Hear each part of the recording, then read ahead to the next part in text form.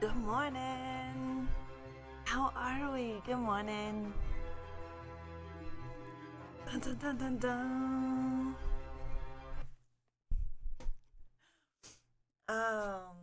Good morning. We are not, we need to go into black and white this morning. That is right. How are we? Okay, let me scroll up here. Good morning. Um, Zombie. Wow, Regal. Wow, thank you for the host. Good morning, Dillinger and Moonsmurf. Wow, thank you for the host. Batman Goddess. Wow, thank you for the host. Welcome to the Horde, Course Hydra. Welcome back to the Horde, I should say. Thank you for the follow. Silver Knight. Thank you for that host. Reaper1923. Thank you for the host. Good morning, Jesse. Good morning, Go Klepto. How are we? Moonsmurf. How is everybody's morning doing? Jesse. Thank you for that host. I am doing good, Frolic. How are you? Go Klepto. Thank you for the host. I am feeling pretty good today. I can't complain. Oh, what is today's topic? So, Trauma, today's topic is Bladerunner, The Matrix, Dune, Terminator, Event Horizon, and Fifth Element. I had to think there for a second. Good afternoon, Reaper. Thank you, Killalot, for the auto host. I do appreciate it. Frolic, thank you for the host. Batman, how are you feeling? Good morning. Bruno, Bruno, how are you this weekend? Thank you for the host. I know, we've missed you. We've missed you, Bruno. Just letting you know that. Serial Killer, thank you for that host. I do appreciate it. Scroto, thank you for that host. How are we doing? How is everybody's weekend? I still don't like the little fuzziness. Scrap, thank you for the host. You're doing good so far. I am doing okay. Scrap, thank you for the resub. It's a resub bug. I know you did this last week. It's a resub bug. It's on Mixer. It's weird. Yeah, you did it the other day. It's just a resub bug. That's all. Rocco the Bear. Bat Boy. Thank you for that auto host. Thank you, Rocco the Bear, for that host. I do appreciate it. Better now.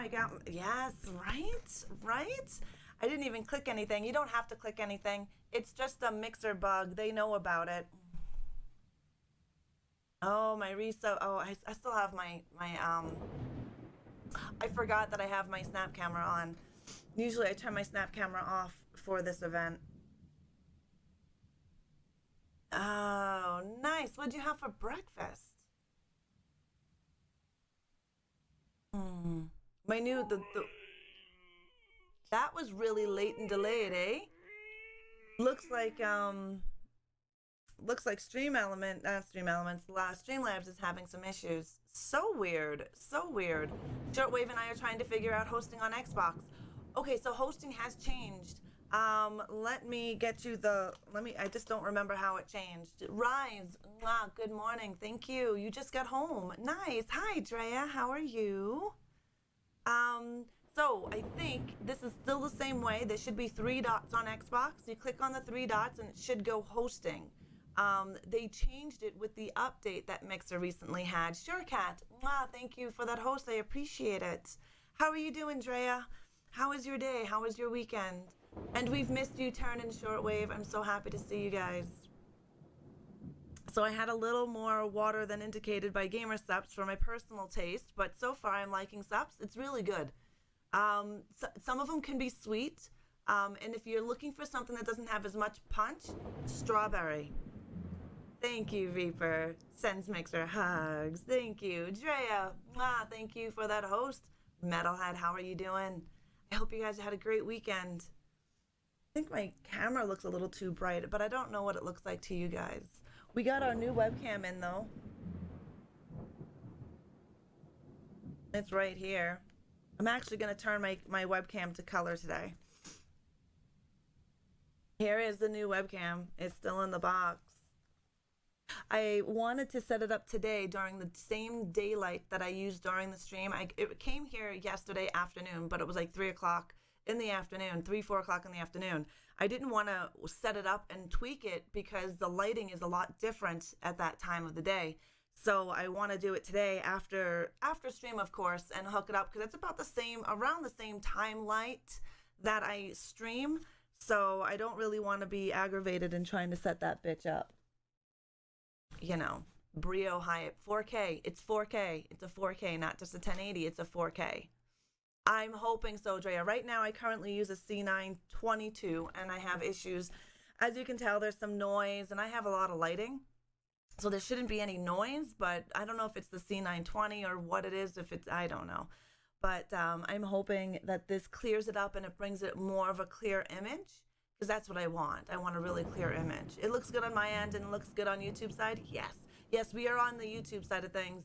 Regal, good morning. Land, thank you for that host. I appreciate it. Do you guys want to see something cool that we found yesterday? Had to buy it. Had to buy it. Wasn't leaving the store without it. Oh, look at this. Watch. Right? Klepto go. Thank you for that host. Watch and listen. Watch and listen.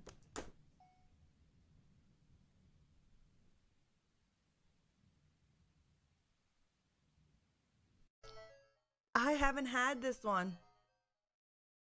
Can you hear the music?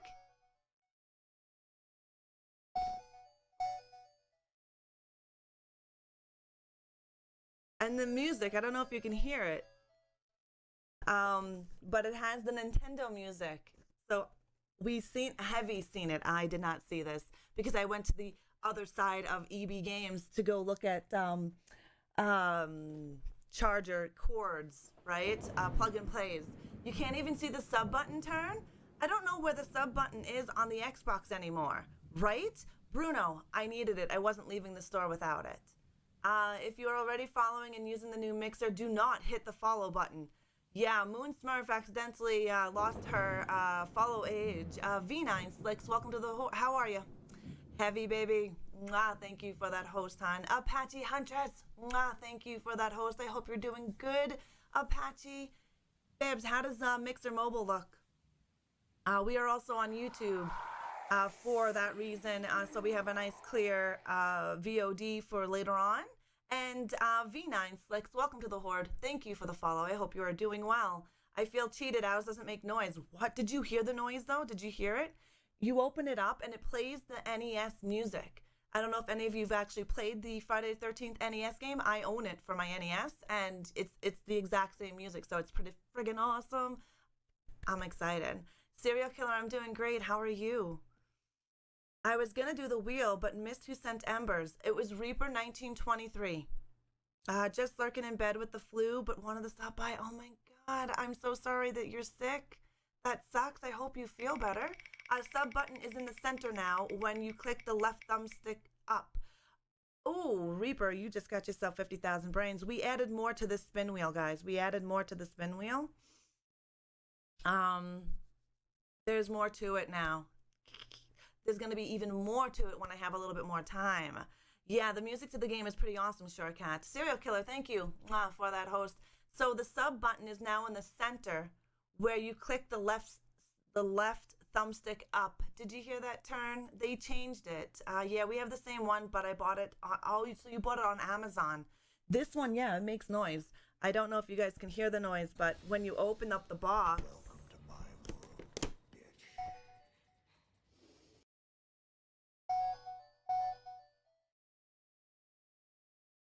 and it makes the Nintendo noise. I don't know if you guys can hear it because my mic, I have it so you guys don't hear a lot of the background noise. I accidentally hit follow before. It happens, guys. How are you doing, Zombie Guts? Oh, well, thank you. I hope you feel better, Land. That really sucks. I hope you feel better. Thank you guys for all of the sparks. I do appreciate it. Definitely appreciate it. I don't think Heavy can watch the stream because I just seen him leave.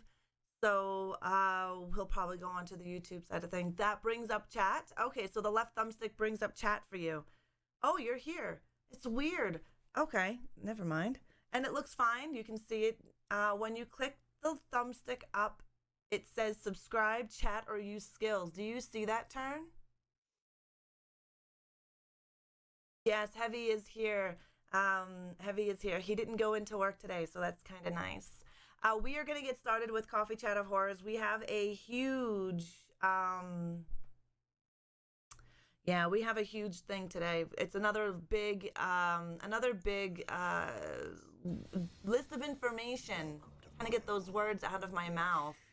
It's another big list of information. I wonder if that actually works. Oh, there we go. So now we're black and white. I know I clicked try new mixer update previously. Ooh, and yeah, so that didn't work right, hey? And before we get going, thanks to Batman, Goddess, and Regal for helping me out yet again in this Coffee Chat of Horrors. The Sci-Fi Edition ones are really long and packed full of information, and so I'm very thankful that I had the help of Regal and Batman this week yet again. Don't forget, guys, exclamation point morgue. Exclamation point morgue will get you 1,500 limbs every hour on your hour.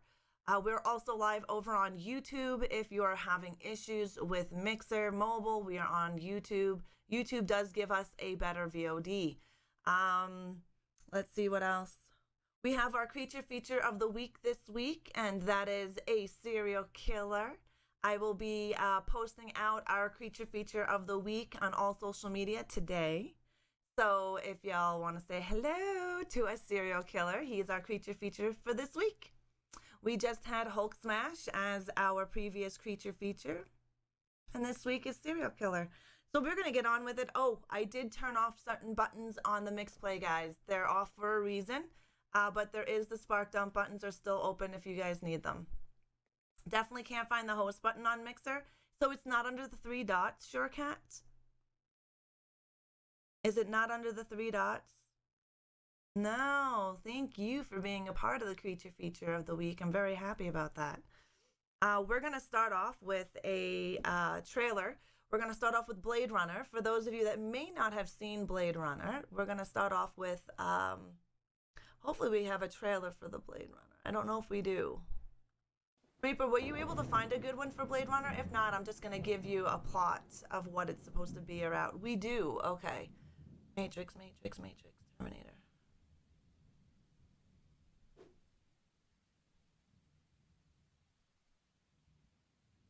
We're going to get you a Blade Runner trailer. I have that on my laptop, but not on the Xbox Mix. So, Out of Frost, thank you for that host. So you're saying you don't have the host button on the Mixer app?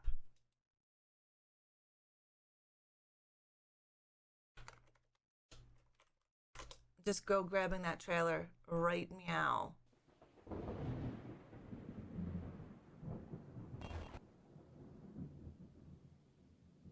Zach, good morning. Thank you for that host. I do appreciate it.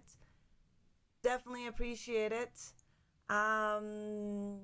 Where was there an update for Mixer? Because mine is still the same. I think it's under try the new Mixer, Bruno. Outlandish, thank you for that host. So Shortcut, we have no idea. Oh, can't use that one. It'll break terms of service. Oh. I wonder if it's this one that I'm looking to use. Let me quickly watch it.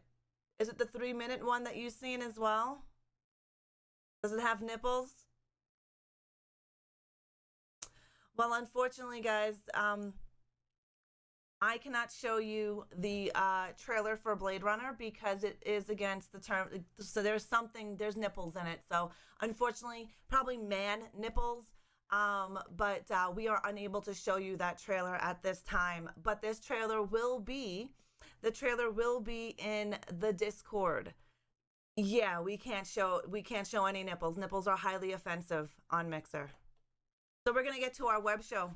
Unfortunately, I really can't give you anything other than a little bit of a plot of what Blade Runner is about. If you have not seen it, you can go and take a look. Why is this coming up like this? Runner 1982.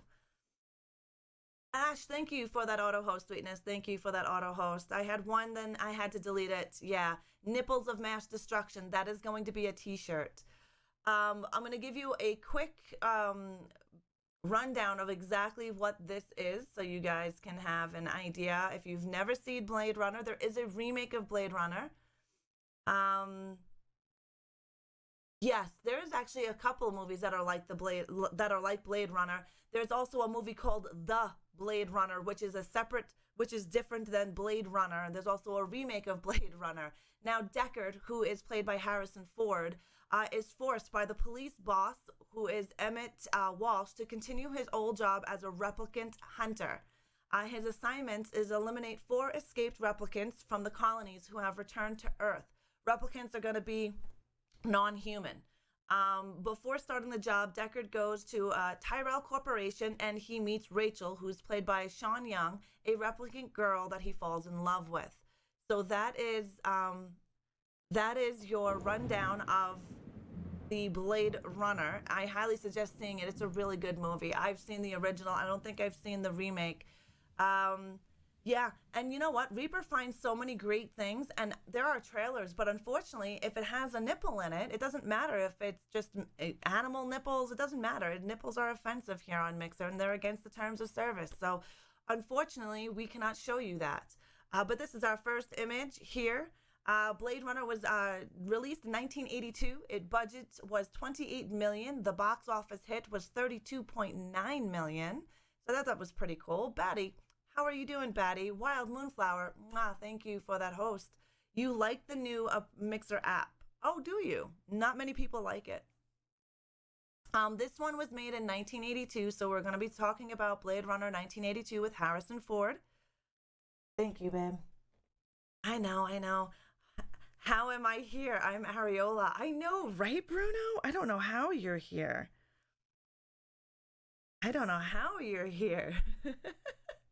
See, there's The Blade Runner, and then there's Blade Runner. The Blade Runner is an older movie. It was an actual novel as well. We are talking about Blade Runner with Harrison Ford. Ridley Scott, of course, who helped do other movies, was a part of this one as well. I know Mixer sucks. I know, I'm sorry. Doing well, thank you, Ra. Excited about the weekly? Yes. Right? Yes, I'm always excited about Coffee Chat of Horrors. And this month is Sci-Fi. So the entire month is the Sci-Fi edition. Ridley Scott, the answer is, so now Ridley Scott, there was a lot, oh my God, I can't talk. There was a lot of discussion on whether Harrison Ford, Deckard, was a replicant or a human. And there is still a lot about going back and forth. And Harrison Ford basically says that no, Deckard was not a replicant, he was human. But Ridley Scott puts a kill on that and saying, yes, Blade Runner, Rick Deckard is a replicant, regardless of what Harrison Ford said. Harrison Ford thinks that his viewpoint, that his character Deckard was human. And SSJ Furlong, thank you for that host. You just made coffee? I've had mine. Good morning, Tangled. How are you? How are you doing? Dustin Hoffman almost had the role of Deckard, which is the main character Harrison Ford played as. Could you see Dustin Hoffman doing this role? Personally, I do not see Dustin Hoffman even giving this role as Deckard justice. I personally, not in my opinion, and this is one of my favorite pieces of artwork of this movie. Nah, I didn't think so. Hell no, especially since he was Rain Man. You can't live that down. You cannot live Rain Man down. I don't care. That's all I see. Anytime I see a Dustin Hoffman movie, I see Rain Man. Before it was Tootsie. You remember Tootsie? You guys remember Tootsie? Yeah, it was a good show. Ridley Scott never read the book about Blade Runner, never once read it. He wanted to make a movie of it, but never read the book. Yeah, no scroto, right? Blade Runner wasn't a big hit when released. It was not a big hit. Was voted the top sci-fi movie of all time, and my fave of all time, that and The Crow. Yeah, this movie did not make big. They were expecting it to be bigger, and it did not. They were worried about it to begin with. But they had Harrison Ford, right? Now, you got to remember, we're coming off of the Star Wars, Star Trek high, and Harrison Ford was in Star Wars. This is 1982, so just a few years later. So sci-fi started to really pick up after the 70s, right?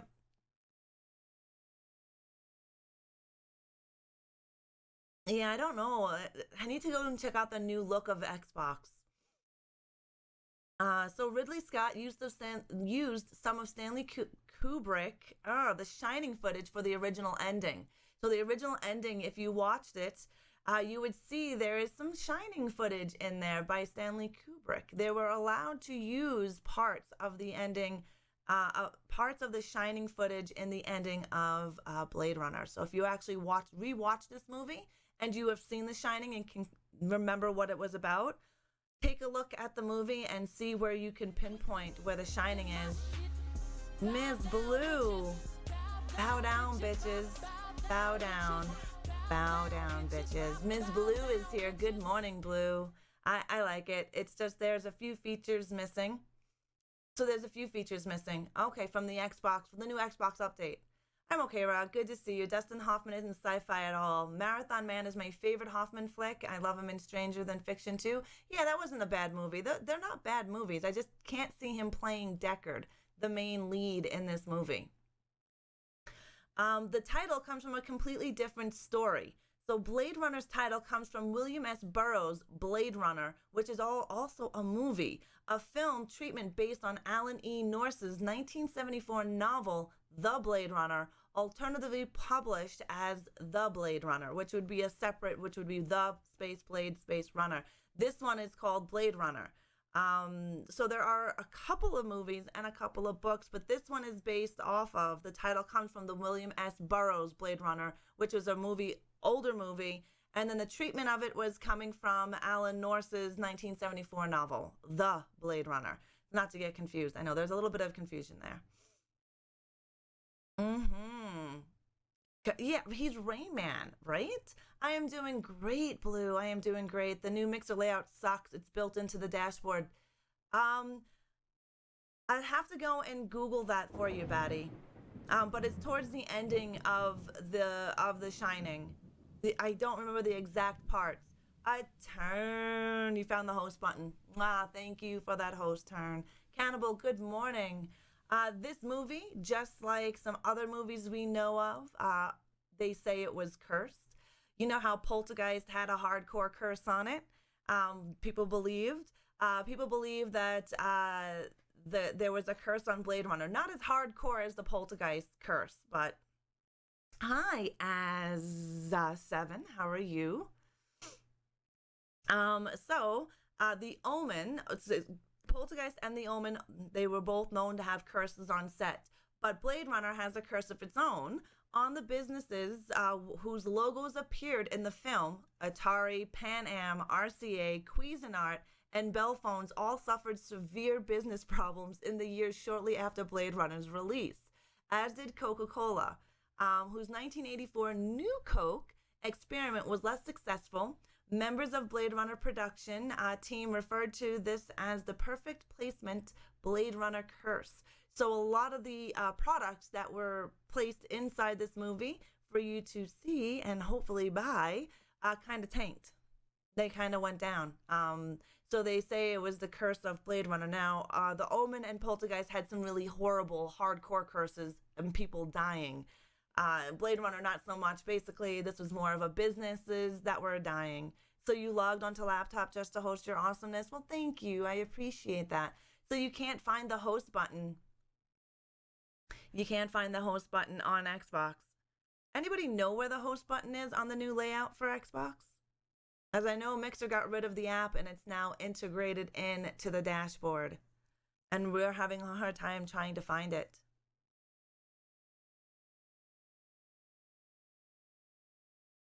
There isn't a host button. Oh. So you just can't host, hey? I'm going to zoom in on this guy here because this is a really nice piece of work. All of this artwork as well that you see today is from Reaper 1923. Reaper 1923 gathers all of our artwork, and when we have cosplay and tattoos as well with that, and the trailers for each of the movies. Yeah, it's just view on Xbox. It's stupid. That's ridiculous. My Xbox hasn't had an update yet for Mixer, so I haven't seen it. It could be exclamation point. And I mean, it could be /host, but you would have to be on your channel. Thank you for those sparks. I do appreciate it very much so. Ridley Scott regards Blade Runner as probably his most personal and complete film, even though Ridley Scott has done several amazing other movies. He considers this one to be his personal and complete favorite out of all of his movies. Aliens, and I don't know, I think Aliens is better than, I'm sorry, Regal, I'm sorry, Mixer's giving it issues. Blue Suede Haze, thank you for that host. Ridley Scott in regards to Blade Runner as his most personal and complete film, even though he had several others that I think are better than Blade Runner. Host is very easy on mobile, definitely. Good morning, Woody. How are you? Welcome to my world, bitch. How are you doing, Woody? Yeah, you hosted on mobile? Yeah, it just seems to be easier that way.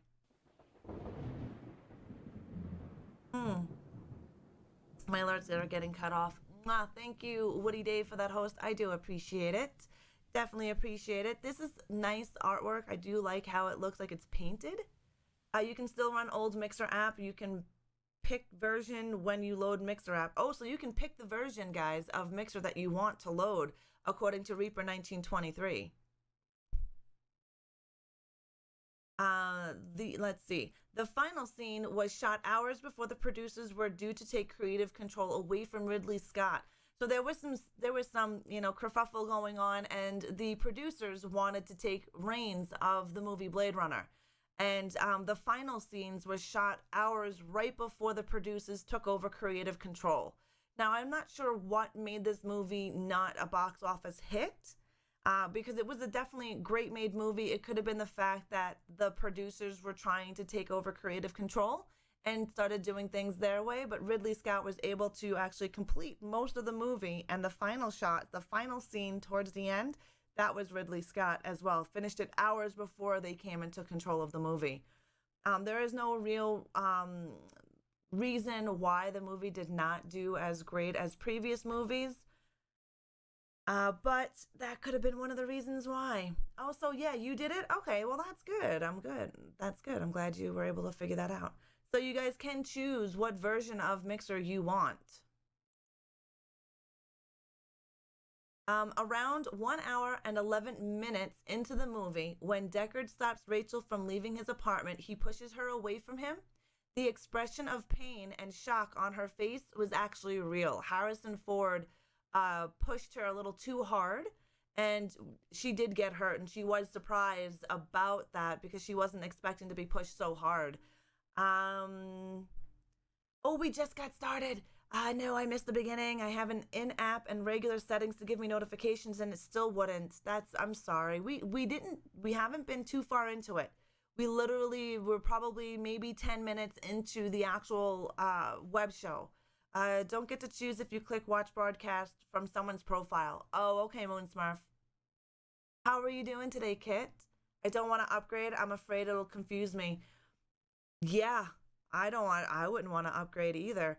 Sean Young said that Harrison Ford had difficulties playing the scene with her, and he had pushed her too hard. So the look on Rachel's face and the expression of shockness and pain is actually real, because Harrison Ford did push her a little too hard, and so she got hurt, and then she was shocked that she was pushed so hard by a professional actor. Ghetto!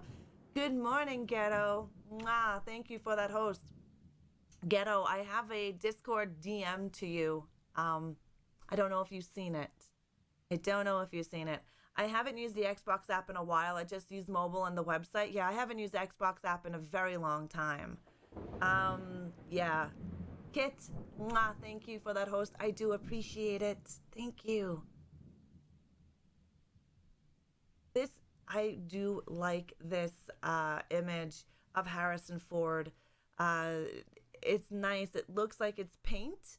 I wish I knew more about it, like if it was or not. We're going to zoom out of this guy, though, a bit because he's already big as it is. There we go. I think this is a very nice image. How are you doing, Ghetto? Yeah, the old version is the solution for hosting on Xbox. There isn't even mixplay on the new version. Really, there's no mixplay or anything. So like, why change the app to take away some of the cool features that everybody enjoys? Hello, Reaper, watching on YouTube using Mixer chat because Mixer sucks again. No worries, Reaper. Thank you for going over to YouTube. Mixer is probably having issues, guys, as usual. There's nothing new about that. We are live over on the YouTube side of things. If you guys are having issues, Reaper is using YouTube to watch and using Mixer to chat. I am doing well, Ghetto. I am doing well. Make sure you check your DM on Discord. Video is fine for you? Yeah. Some people have to watch on mobile and it's not the greatest on mobile. Heavy watches on mobile and sometimes it's really shitty for them. And I have, I do like these oil painting type of pictures, but I'm still here. Reaper is everywhere. Thank you for those sparks, guys. I do appreciate it. And then here is another nice picture. I do enjoy this picture. I should have done my makeup like her today. That's what I should have done. You're alive? I hear ya. I am in the city, so my connection is decent. That's nice, Blue. That is nice. Because people like those features, of course. They love those features, so why take it away? For those of you that have seen the movie, and 27 minutes into the movie, when they're outside of the eye scientist lab, on the left-hand side of the door, you see some graffiti. It's in Japanese, Chinese characters that actually read something. That was actually there. It wasn't something that they put into the movie. It says Chinese good, Americans bad. Hi, hey SSJ, how are you? So when you are watching the movie, if you rewatch it or want to go and Google yourself or see the trailer, 27 minutes into the movie, they're going to be outside the eye scientist lab, and there's going to be some graffiti there. That graffiti was there. That was already part of the natural background, and it does say Chinese good, American bad. And they didn't realize that until afterwards. Hey, Mini Chatters, how are you? Yo, glad it's not just my Mixer, eh? Yeah, Minnie, we are over on YouTube as well because we do know Mixer is it's not stable. This is why I stream to YouTube at the same time. Plus, I get to have a really good VOD once my stream is done. We are going to watch as well. We are going to talk about now The Matrix. The Matrix. We just finished talking about the Blade Runner. Not the Blade Runner, but Blade Runner. I will put the trailer in Discord so you guys can watch a trailer of Blade Runner. All of what you see here today will be posted in my Discord. So you guys will be able to check that out. All of the information that I have obtained with Batman Goddess and Regal. And then all of Reaper 1923's art finding. Erratic Agent, thank you for that auto host. I do appreciate it. Mwah. Ake, thank you for that host. I do appreciate it. How are you doing this morning, Ake? We are also now going to start on our Matrix. We are going to watch the Matrix trailer because they don't have nipples of mass destruction in there. So we're going to watch that right now. Here in just a second. All right, I just got to get it big enough.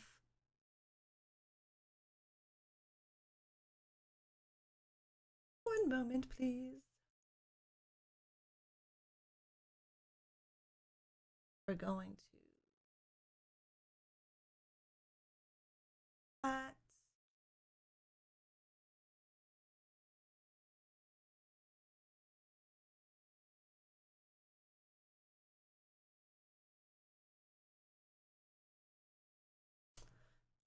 There we go.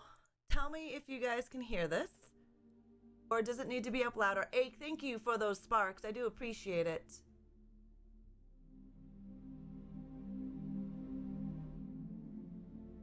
Hey, turn shutter is great.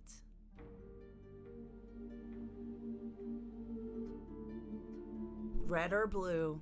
You guys can hear this okay? Turn Shutter has so many amazing movies, and if you're a horror fan like I am, you have to have it.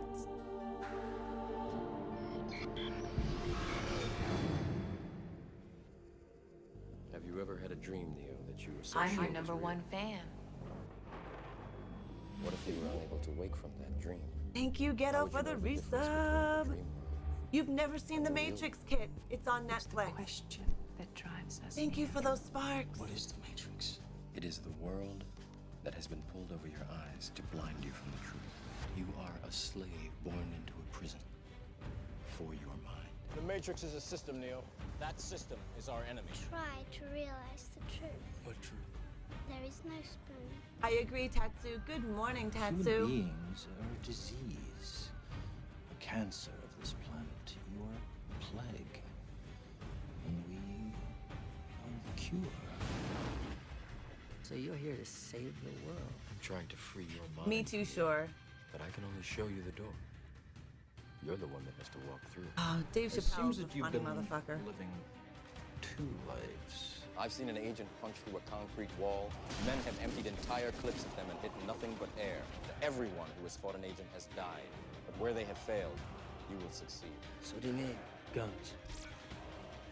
Lots of guns. No one has ever done anything like this. That's why it's going to work. Mr. Anders. What are you trying to tell me? That I can dodge bullets? No, Neo.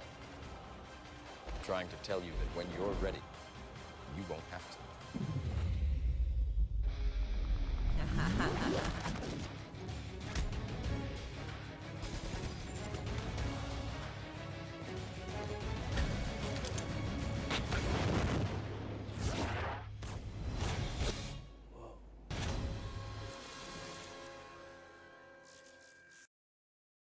And that is The Matrix.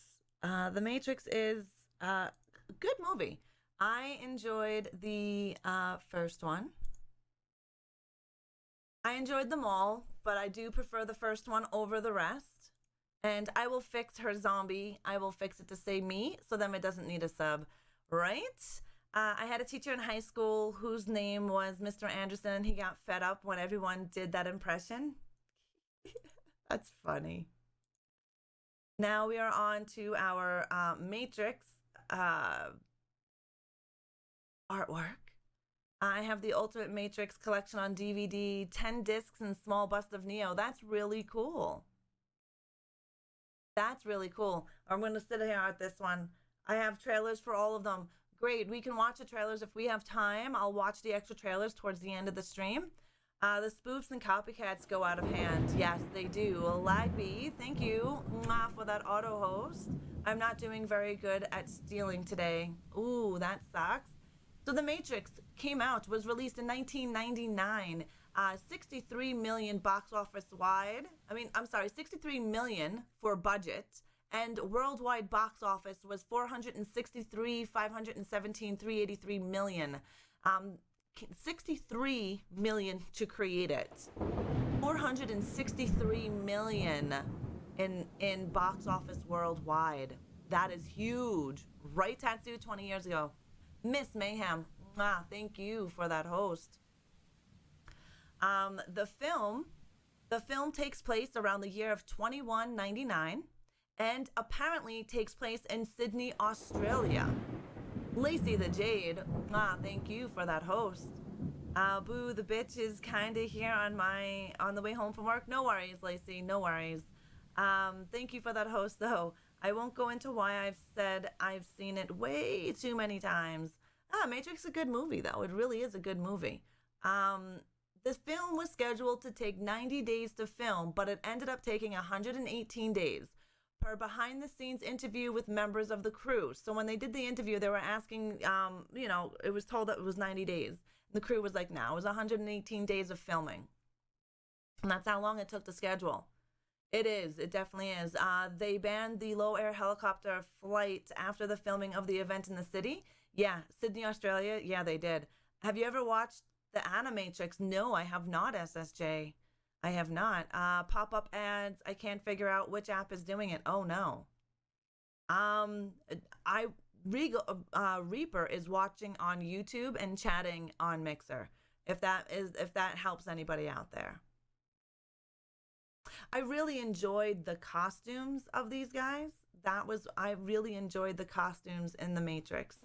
The effects were groundbreaking. They were, Sure Cat. They were. They had a lot of craziness, a lot of CGI. Hanniboo, thank you for that host, hon. I appreciate it. If you guys want to watch on YouTube and able to watch there, and you can chat on Mixer, that is what Reaper 1923 is doing. That 360 pan, all of that stuff. It was a groundbreaking movie. Hey, Outlandish, we are talking about The Matrix. Now, the costume designer was Kim Barrett. Trinity's costume was made out of cheap PVC because of much tighter budget. They had a tighter budget than other movies, and they used PVC as most of Trinity's costume. Similarly, Neo's coat was actually not very expensive fabric either, and it was a wool blend that had $3 a yard. So they made his jacket out of a wool blend, $3 a yard for that wool blend. So that wasn't overly expensive either. But I found it interesting to see some of that. We're gonna take that down. I like this photograph, this image of Trinity. The Animatrix is a series of short animated films. Thank you for pushing open my door. Thank you.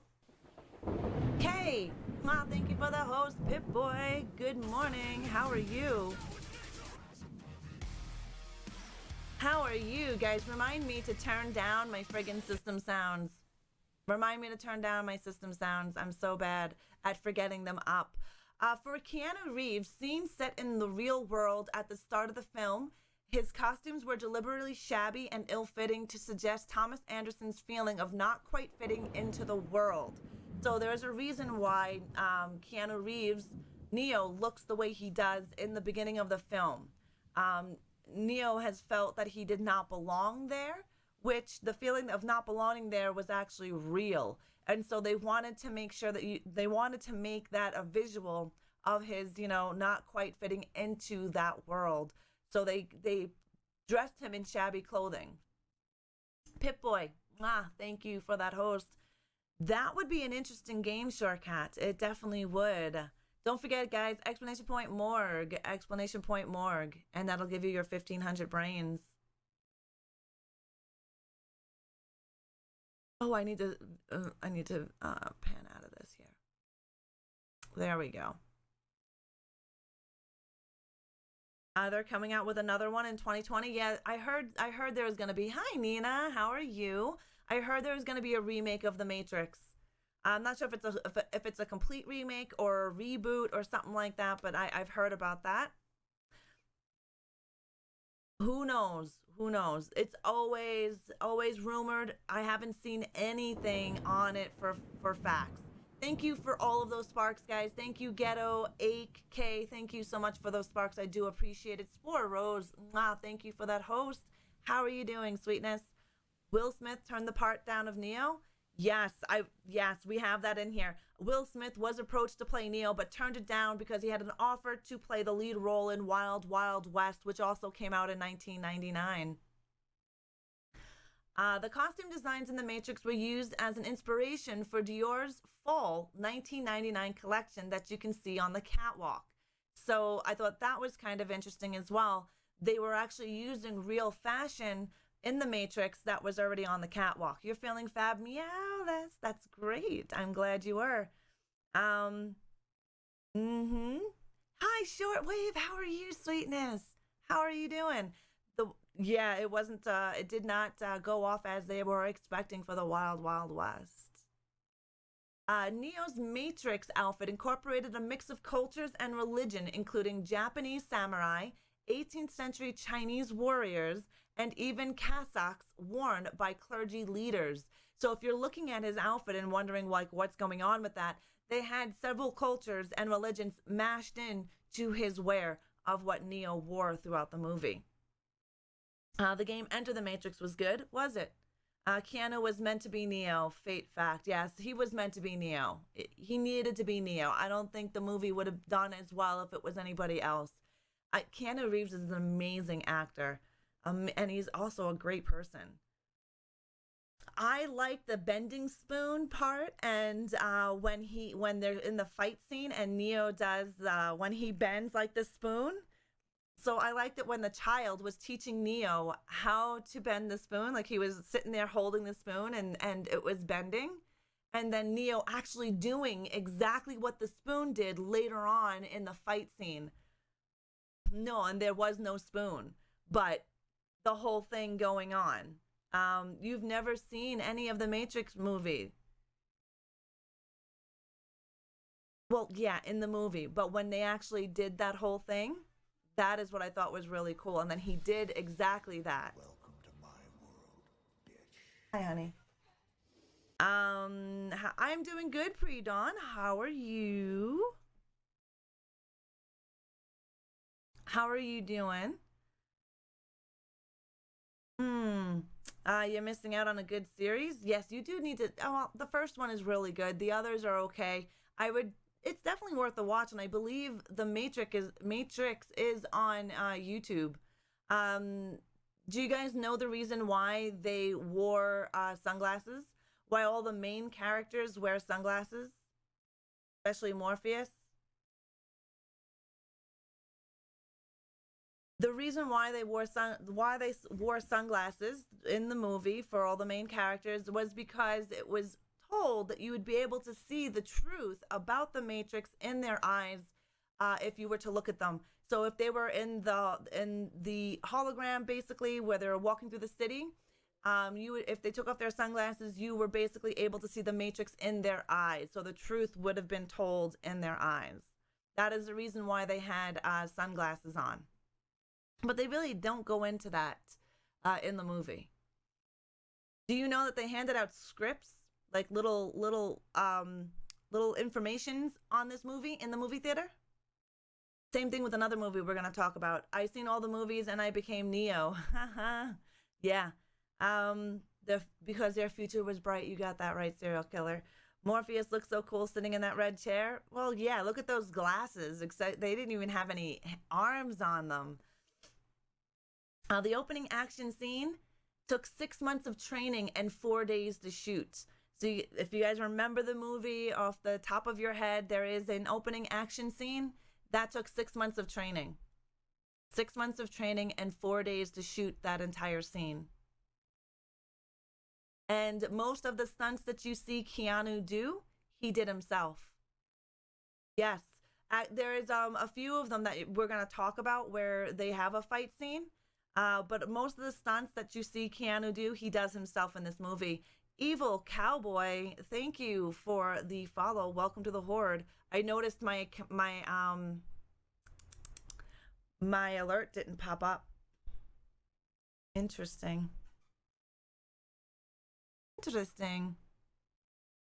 How are you doing, Evil? The scene where Keanu Reeves jumps the building, you know, there's that scene where there's that huge 35-foot wire drop. He actually did that jump. He did the jump from the building. Wait, what? Google told me a fourth movie with Neo, Trinity, and Morpheus. Really? Okay, I had to run and get my demons some donuts. Yummy. Yummy. Keanu is a badass. He is a badass. So he did that jump, that huge ass jump. He did that. And most of his stunts that you see him do, he did as well. He didn't have a stunt man. Most of the stuff that he did where he could have died or broken bones, he did them.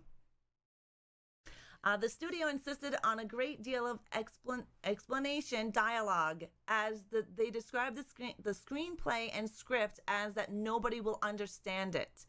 So they actually handed out little pamphlets in the movie the day the movie opened to kind of give an explanation on the movie, because the producers, the studio and the producers thought that it may be a little difficult for people to understand the movie, so they actually handed out these tiny little cards that people could kind of read to understand what the hell was going on. Zoom, thank you for that host, hun. Can you believe they actually have peanut butter and chocolate milk? Ooh, I love peanut butter and chocolate milk. Slightly off subject, have you ever seen Keanu's training? Yes, I have. It is on YouTube. It is insane. Bama Vader, thank you for that auto host. I do appreciate it. No worries, Zoom. If you're having issues on Mixer side, you can go to YouTube. We are live over on the YouTube side. That's how great actors die, though. Kevin Smith, who played Ares, God of War, and Xena, Hercules, died trying to do his own stunts and fell off the building to his death. Yeah, a lot of them do. A lot of them do. And that is interesting, Pip. I think they did something similar for Dune. Yes, they did. They did. We're going to talk about that as well. And that's where they get the idea from. It takes a lot of gut to do those things. It definitely does. He knows a lot about martial arts. And we're going to talk about his training as well in here because I got some of his training information that he did for The Matrix. Hollywood thinks people are stupid now. Everything is dumbed down. Well, this is back in the 1999. They honestly thought people would not understand completely about The Matrix, so they wanted to make sure that it wasn't a flop and that people understood what was going on about the story. Porky, thank you for that host. I hope you are well. Now, do you guys know why all the scenes in The Matrix have a green tint to them? They purposely made a green tint. Now, it's not completely noticeable, exactly, Dillinger, that you're watching off a computer monitor. So what they did was almost every scene in the movie has kind of a green tint, as if you were watching them through a computer monitor, while scenes in the real world have a blue tint.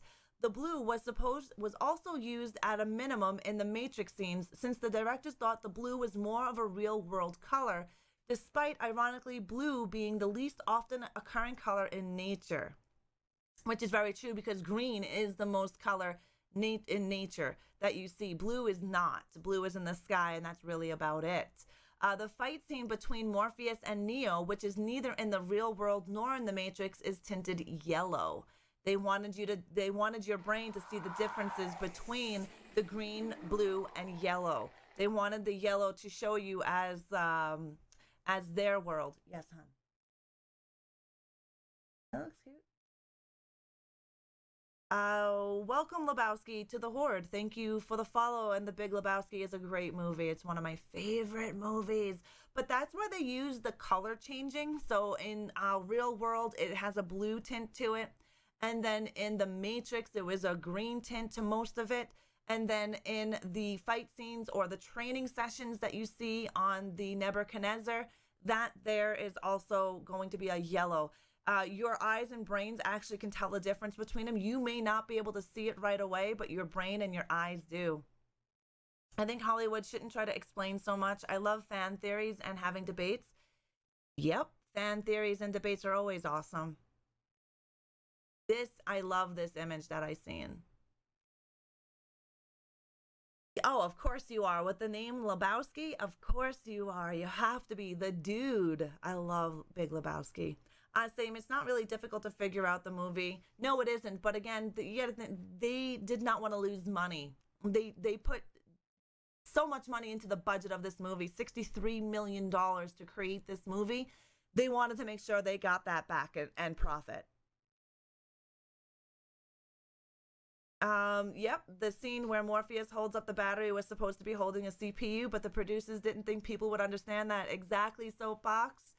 They didn't. Then that's why they also handed out little pamphlets to other people.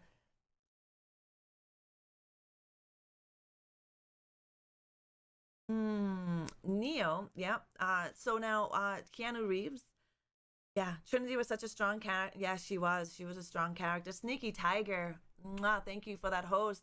And Fun Uniform, thank you for the auto host. Why are my alerts not going off? It's kind of strange that my alerts are not going off at all. I wonder if Streamlabs is down. I'm going to refresh my alerts just for shits and giggles. But they're not going off. Sneaky, I hope you're doing well, darling. To prepare for the scene in which Neo wakes up in a pod, Keanu Reeves lost 15 pounds and shaved his entire body to give Neo the emaciated look. Can you close my door a bit, babe? Close that. I am. Yeah, my alerts aren't working and I don't know. No, there's Streamlabs. My alerts are all through Streamlabs.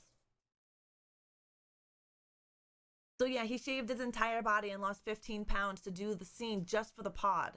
Just for the pod scene. And we've already discussed Will Smith as being approached for Neo, but he turned it down. I don't know if Will Smith would have done. I don't know if he would have done it justice. I don't know about that. He was like a fucking dolphin, trim inhalers. Yes, he was. Dillinger. Yes, he was. And all of my alerts go through Streamlabs. So if Streamlabs is not working correctly, neither will the alerts coming up on here. Also, did you know that Nicolas Cage was also asked to be Neo? Could you see Nicolas Cage being Neo? Because he was asked to be Neo, and he also turned down the role. Yep. No. Nicolas Cage is a great actor, but he's not this type of actor. He was great in Mandy. He's really good in horror movies. I don't know if you guys noticed that, but Nicolas Cage is in a lot of horror movies. He's great. His personality is good for those type of movies. I don't think he would do well as Neo. I don't know if Will Smith would have put in the same amount of work. No, I don't think so, Soap. Keanu is very dedicated to his characters that he plays. Hi, Captain. How are you? He is a true actor. Keanu is very dedicated to each character that he plays in the movies that he plays. He becomes them. Now my alerts are working. I'm so glad he didn't get it. I love Cage and his overacting, but he would have stomped all over that movie. Yes, Dillinger, I agree with you. Hi, Prime Operative. Yep. Every time I think of a dolphin, I see Ace and Ventura, right? Face Off was a great movie. Ache? You're late. No worries. Hi, Wolfies. Yes, I do remember you. Soapbox Z, welcome to the Horde. Thank you for the follow. Mischief Maker, good morning. Mwah, thank you for that host. I really dig your style. Very cool. Love the layout. Thank you, Lebowski. I love horror, and I'm a horror fanatic, and so my background is horror-based. The content that I create is horror-based, and on Sundays, we have a web show called Coffee Chat of Horrors, which is what we're doing here today. But November is our sci-fi month. So every Sunday in November, we discuss sci-fi. A couple weeks ago, the very first Sunday of November, we talked about the birth of sci-fi. Then last Sunday, we spoke about Star Wars and Star Trek, basically the groundbreaking movies that broke open sci-fi. And now we're here in the late 80s and 90s of sci-fi, and more groundbreaking coming in with The Matrix, breaking numerous grounds in the sci-fi industry. Heads up, Reanimator, the chat in the box over. Yeah, I don't know what's going on with it. So this is going to show your names. I really don't care at the moment about it. But it is what it is. Nick Cage would have fucked up everything. Yeah. Keanu is a special type of actor. Yeah, he's like, yes, Daniel Day-Lewis, Gary Oldman, Anthony Hopkins. I love Anthony Hopkins. Love that man. Sorry, late. Had a family emergency. I hope everything is okay, Mischief Maker, and don't worry about being late. Welcome back, Moon Smurf. No, November is our sci-fi month, but we're going to go right back to horror come December. We're going to be doing our Christmas horror, so don't you guys worry about it. Don't you guys worry about it. Every time I see the scene in The Lord of the Rings and you see Elrond, Elrond, I imagine him putting on the Agent Smith glasses and saying, Mr. Baggins. Sandra Bullock turned down the role to be Trinity. Did you know that? Sandra Bullock turned down the role of Trinity because she couldn't see herself acting alongside the actor the studio intended to play as Neo. This was before Keanu Reeves was cast, with whom she had worked with on Speed in 1994 and would work on The Lake House in 2006. She later regretted the decision. Now, the actor beforehand, which she thought was going to work with her, was Nicolas Cage. And Sandra Bullock turned down the role of Trinity and has regretted that decision ever since. Neo was Keanu Reeves was the last person to be cast for Neo, and she worked very well with Keanu Reeves. But could you imagine Sandra Bullock? Now, Sandra Bullock has played in sci-fi movies dealing with the internet called The Net. I don't know if you guys remember the movie The Net, which was a good one. I think After Earth and John Wick came around the same time. The perfectly difference between Will and Keanu's at that point. Yes. Yes. I personally love Keanu Reeves. I like Will Smith, but I love Keanu. The big movie fan myself, so this is right up my alley. Awesome, Lebowski. Awesome. Yes, the Nightmare on Elm Street is Nightmare on Elm Street. Nightmare Before Christmas is a Christmas movie. So is Gremlins. Sandra and yeah, they would have been cute, right? Seriously, they would have been cute. Gary Oldman was considered as Morpheus at one point, as well as Samuel L. Jackson and Russell Crowe and Sean Connery were also considered. I love Samuel L. Jackson. I love that man. He is fucking amazing. Would he have been a good Morpheus? If he could say motherfucker a lot, he probably would. But could you imagine these guys as Morpheus? I think Lawrence Fishburne did an amazing job as Morpheus. Gary Oldman was considered. I can see that. Samuel L. Jackson, Russell Crowe, no. Sean Connery, no. Russell Crowe and Sean Connery are a different type of actor. I don't think they would have been good as a role of Morpheus. No, I don't think he would have. He would have been too. I don't know. He would have been. No, I don't think he would have been a great role for Morpheus. He is really good as a bad guy, Nina. I will agree with that. Those would have been so good. I don't know. See, that's where I differ. I don't know if Sean Connery or Russell Crowe could bring the same type of atmosphere to this movie that Lawrence Fishburne brought. Samuel L. Jackson, I love that man. He is a great actor. But would this have been a good role for him? I don't know if it would have been a good role for him. But I don't think Sean Connery would have done this role justice. I don't know. Maybe it's his accent. Maybe it's his accent. Maybe it's his accent. But yeah, Gary Oldman is great as a bad guy. Samuel Jackson, you're in a motherfucking computer. How? Yeah, right, serial killer? He would have to say the word motherfucker because every movie that man has been in has said the word motherfucker. Snakes on a Plane wouldn't have been decent if it didn't have Samuel L. Jackson in it. Samuel L. Jackson gave that movie a little something, something. Snakes on a Plane sucked asshole, but it wasn't as bad because it had Samuel L. Jackson in it. Lawrence Fishburne did kill it. Definitely did. I'm sick and fucking tired of these motherfucking agents in my motherfucking computer, motherfucker. Right? Right? All the animals in the Matrix were computer generated. Thank you so very much for those embers, Captain. I do appreciate it. 50,000 limbs is what you have for those embers. Samuel L. Jackson got mad during an interview to be confused with Lawrence Fishburne. Well, I would be too. These are two completely different men. Oh, Russell Crowe would have been horrible, miss. Yeah, I agree with you. Would have been horrible. A young James Earl Jones would have worked. Or Morgan Freeman. Yeah, Morgan Freeman or a young Earl Jones. I agree with you. The voices were very nice and distinct. Yeah. I would have done it. Ake, you are the one. So all the animals that you do see in the Matrix are all computer generated. The visual effects comprised of roughly 20% of the entire film. So all of the computer and visual effects were 20% of the whole film. Wolf of Motown. Mwah, thank you for that, host. I do appreciate it. How did you buy those, Sneaky Tiger? I turned off. How the hell were you able to buy those? Oh, you're a mod. Never mind. Okay. You're a mod. I turned off the store so people couldn't buy anything. Fishburne should have played Cowboy's Curtis character. Ooh, that one probably would have been good. Matrix is the only film series where I love CGI. Yeah, it had good CGI in there. Yeah, right? Pick the red pill or the blue pill, motherfucker. That would have been Samuel L. Jackson. Hands down, for sure, Samuel L. Jackson. The next movie we are going to discuss about, now they're not in any date range order. The next movie we're going to talk about is the Terminator. We're going to show you the trailer for Terminator for those of you that may not have seen the movie Terminator. Midnight. Mwah, thank you for that, host. I do appreciate it. Right? I don't know. I love Samuel L. Jackson. That man is a god. Get total Wi-Fi No, control. there's no nips. No nips. So we can show it.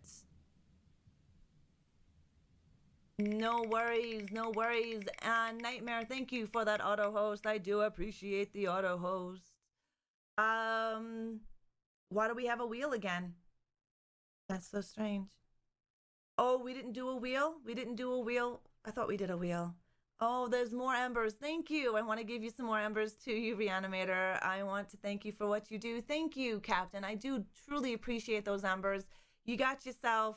I don't know what came up on that wheel, but thank you so very much. No nips, guys. No nips. Bart, good day to you. How are you? Thank you. Cyber Knight, I want Evil Dead sequel. You never know. You might just get what you wish for. You might just get what you wish for. We are going to watch. This trailer is going to be quick, but I do have to get up and grab something. So we're going to play this trailer. This is the Terminator, guys. The Terminator.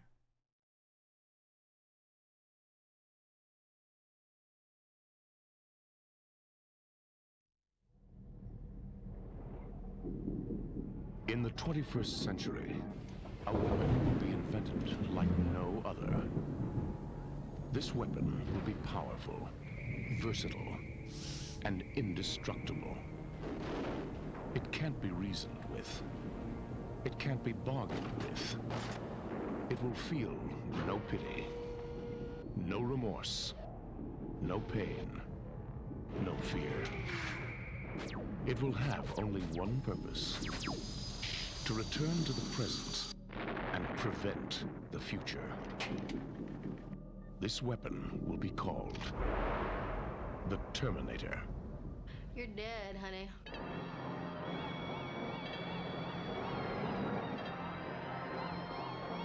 There is no sound to this fucking movie. Do you know that? There is no sound to this trailer. What day is it? The date. 12. For me. May. On my end. Thursday. What year? Yeah, you guys hear it. I don't know what the hell's going on.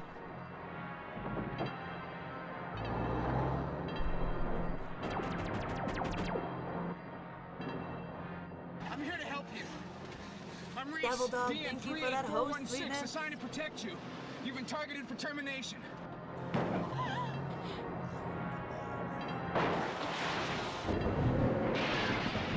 Where does it want me? Why me?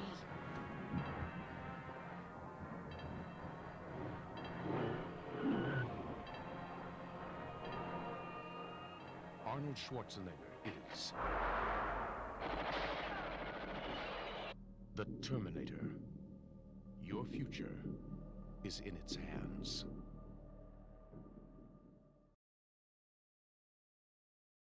Oh, why are you showing? There we go.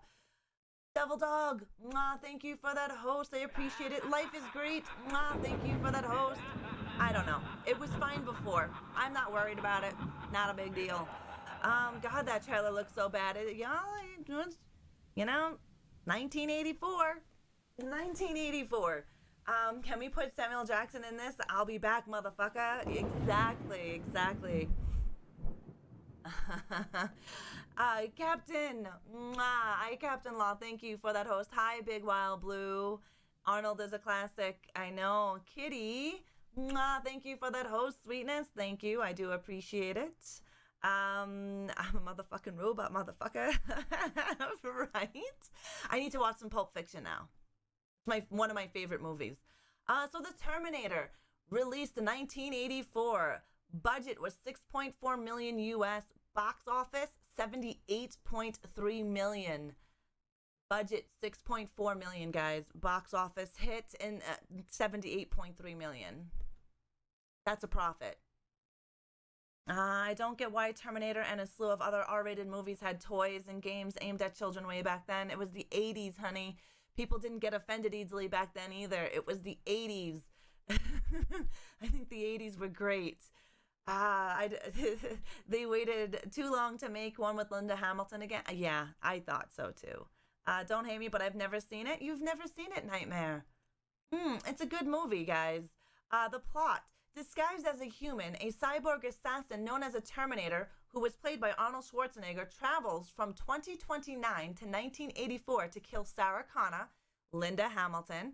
Sent to protect Sarah is Kyle Reese, Michael Biehn, who divulges the coming of Skynet, an artificial intelligence system that will spark a nuclear holocaust.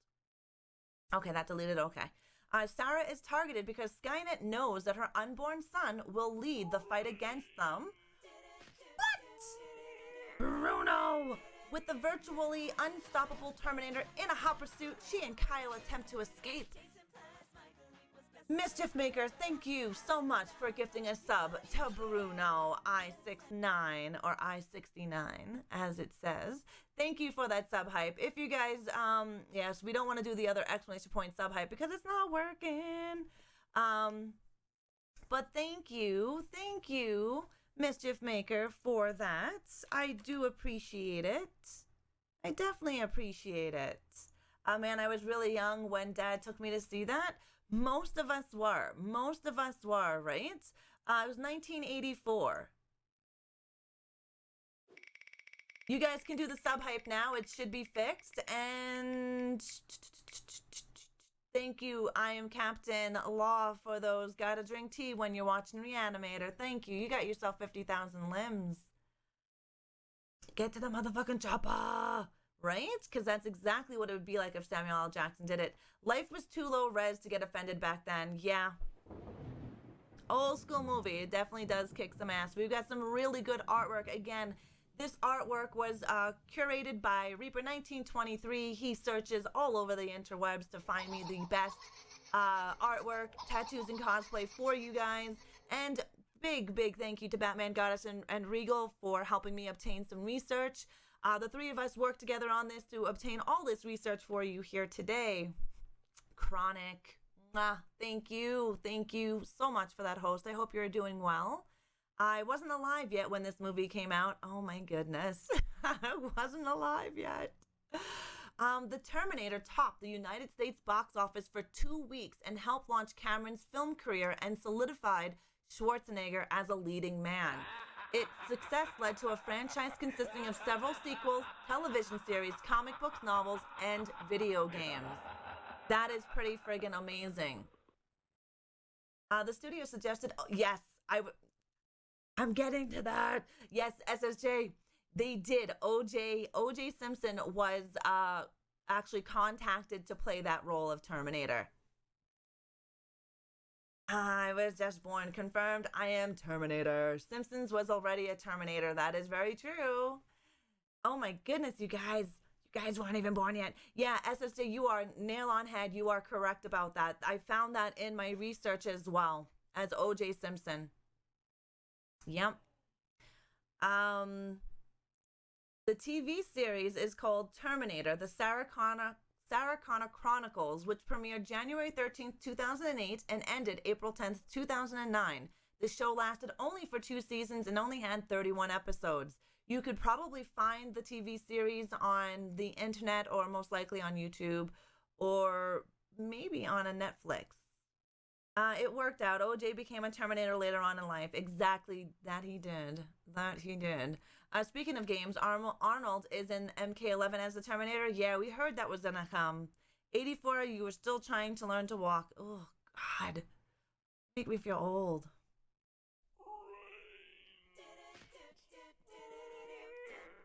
Friends forever. Mischief Maker, thank you again for gifting a sub to Zoom Nation. Exclamation point sub hype, guys. Exclamation point sub hype. Big kisses and love to you, Mischief Maker, for gifting subs. Born in 83, you're now 36. Yeah, I'm older than you, Evil. So young, do you guys remember what it was to walk into school in 4 feet of snow? Ugh. You were 8 in 84. Yep, we were youngins in 84. Oh, yes, these are my filters. My filters for when someone resubs. I usually say, Mischief Maker, thank you for sacrificing the soul of Zoom Nation to the Horde. Now, refresh yourself, Zoom Nation. Get the scariest emotes on Mixer, the cutest zombie kitty badge, and you get sub commands, exclamation point sub CMD, Texas Dog Rescuer. Mwah. Sweetness, thank you for that, host. I hope you are doing well. I hope your move was smooth. You grew up in Florida. Closest you got to snow was cocaine. Oh, fuck. That's funny. No, I'm not old. I don't think I'm old. Nah, not at all. I'm 42. It's still pretty much friggin' young. I need to get it into working out, though. I need to buy an elliptical. I need to get my ass working out. Beginning in 1988, there have been many comic books published as part of the Terminator franchise from a variety of publishers, but mostly known by Dark Horse Comics. And Dark Horse Comics does a lot of the darker comics. I don't know if you guys know that, but I do like Dark Horse Comics over the others. Snow is a distant memory in San Diego? Not here. Bleh. I'm older than Ra by 1 year. You're the same age as Heavy then, Scroto.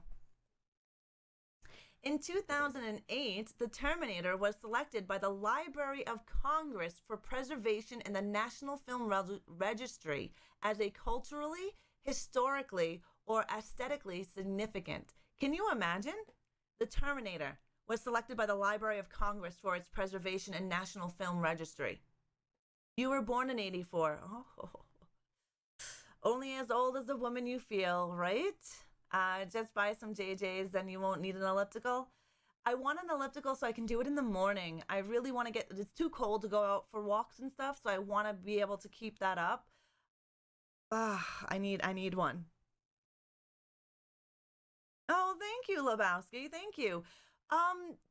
Depending on what we're discussing, the show usually takes off pretty good. My web show is only really not even a year old yet. Not even Reaper, you probably are the oldest one here, hun. Because you're the Reaper. I went on a bike ride and it did kill me. Yeah, you can go on a bike ride though. It's nice. The weather's not bad by you, right, Regal? Do you stream Loot's chest for my 3rd sub? We will give out Stream Loot's chest. I will give them out probably at the end of today for anybody who is a new sub, whether you were gifted a sub or actually purchased a sub yourself. Ooh, error code 1965. How are you doing, Error? Yeah, no, it's cold here. I do not go out walking in the cold here. Bumpiest. Thank you for that host. I also do another web show on Tuesday mornings at 11 a.m. Mountain Time called Streamer Chat Tuesdays. It's where we discuss streaming. You guys bring your questions in. We go over bots. We go over whatever questions you have. I also do a web series based on streaming content creation, So You Want to Be a Streamer. It's a web series based over on YouTube. Bloodless Lamb, thank you for that host. Get that sub hype. What is going on here? Did we just have another sub? Did we have a resub? Was that Bart? I don't have my little screen up here. Bart, thank you for the resub, darling. I appreciate that. Thank you. Exclamation point sub hype. We'll get you some sub hype. Exclamation point sub hype. Hubby was born in 68. He's watching on the big TV. Hello, Hubby. It's 6 degrees. That's nice outside. We can go for a walk. Oh my goodness, Bloodless. I'm so sorry to hear that. Your father just passed away? Oh, hun, big hugs to you. I am so sorry to hear that. So sorry to hear that. Well, there we go. I'm not the oldest in here. Us oldies but goodies are taking over. That it is. Heavy said meow. We are both Super Trooper fans. We're both Super Trooper fans. But sending love to you, Bloodless. If you need to chat, my DMs are always open. Facebook, Instagram, or Discord, okay? My DMs are open. In Rome, Italy, during the release of Piranha 2, The Spawning in 1982, director Cameron fell ill and had a dream about a metallic torso holding kitchen knives dragging itself from an explosion. Inspired by director John Carpenter, who had made the slasher film Halloween in 1978 on a low budget, Cameron used the dream as a launching pad and wrote the slasher-style film. Cameron's agent disliked the Terminator concept and requested that he worked on something else. After that, Cameron dismissed his agent. Talk about fate. Talk about fate. Yes. Again, if you are in need, the DMs were always open. Wait, to the right. Okay, yeah, I can move it a little bit. I'm trying to read. That's why my head is moving around. If you are like, what the fuck is going on? I'm actually going to put the wheel here. I'm going to put the wheel down below. Is what I'm going to do. Yeah, we love Broken Lizard. We are huge Broken Lizard fans. Bart, mwah, thank you for that host. I appreciate that host. I did. I'm looking at your DM. Oh my God.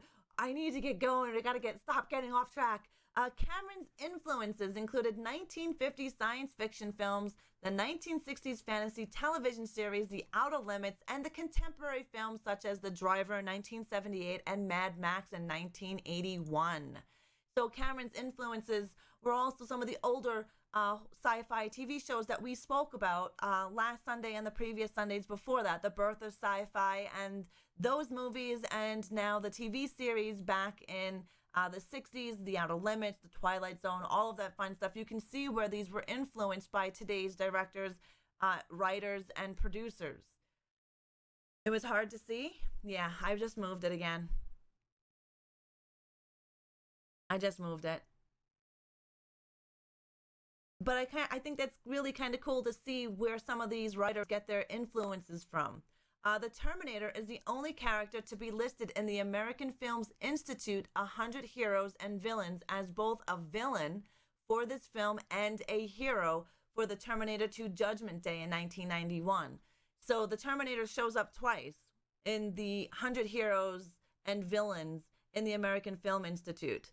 So for the first one as a villain, and in the second one as a hero. I thought that was pretty cool information on the Terminator. In preparation for the role, Schwarzenegger spent 3 months training with weapons to be able to use them and feel comfortable around them. Schwarzenegger speaks only 17 lines in the film and fewer than 100 words. But he took 3 months to use all different weapons that he was using in the movie to make it more smooth looking when he was using them. Not everybody runs around using shotguns and stuff like that. So in preparation for this movie, he did spend a lot of time training with these weapons and getting used to them so they feel very natural in his movements throughout the movie. And he does only have 17 lines in it, which is under 100 words. There's coffee, and then there's Panera Hazelnut Coffee Nectar of the Gods. Hi, Sinward, how are you? How are you doing today, hon? Good morning. Hi, Soul Monster. Yes, he does, Kit, all the time. You need to see the old lady. If you do exclamation point old, you'll see us turn into old ladies, and the 3 of us usually turn into old ladies. Myself, Chucky, and Michael. In preparation, Schwarzenegger did 100 squats a day for his epic buck. Yes, he worked out a lot. Salvation was good. I watched it last night. Interesting. I'm going to have to check it out. Erratic Agent, thank you. Thank you for the auto host. I think in Terminator he had more words than Conan. Most likely. I haven't checked out Conan.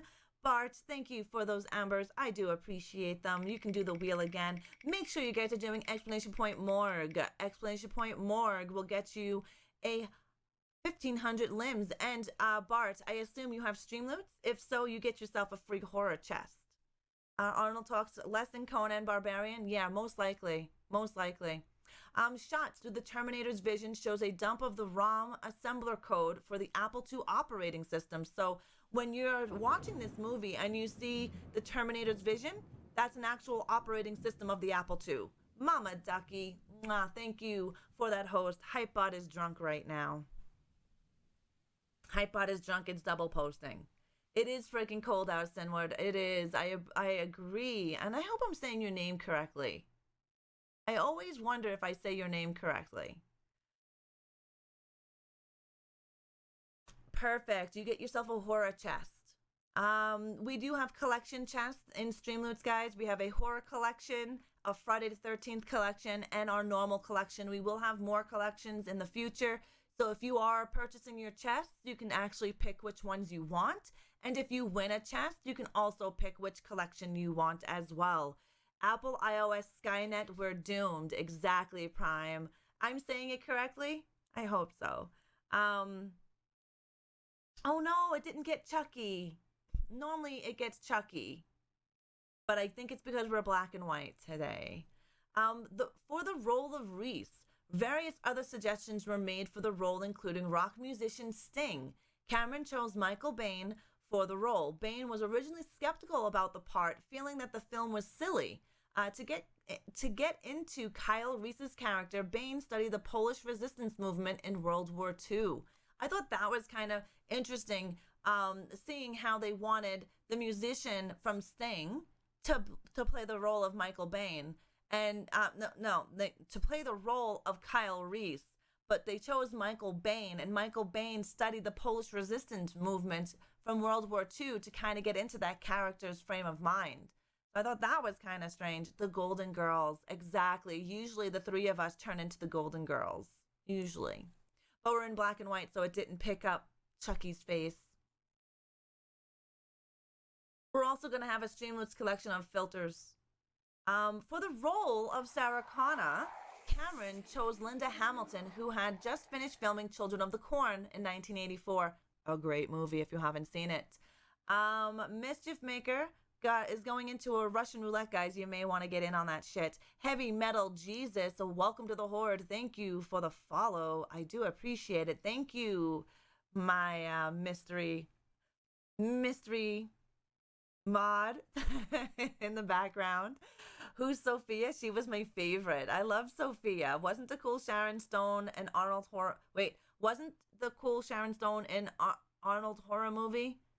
Sharon Stone has been in a lot of movies. A horror movie, I'm not 100% about. No, I don't think she's been in a horror movie. I don't remember Sharon Stone in any horror movies.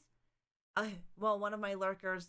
Not really. World War II partisan had a major effect on the course of the war. Anyways, back to this here. I gotta stay on track. The first few pages of the script, the character of Sarah Connor is written as 19, a small and delicate feature. Small and delicate features.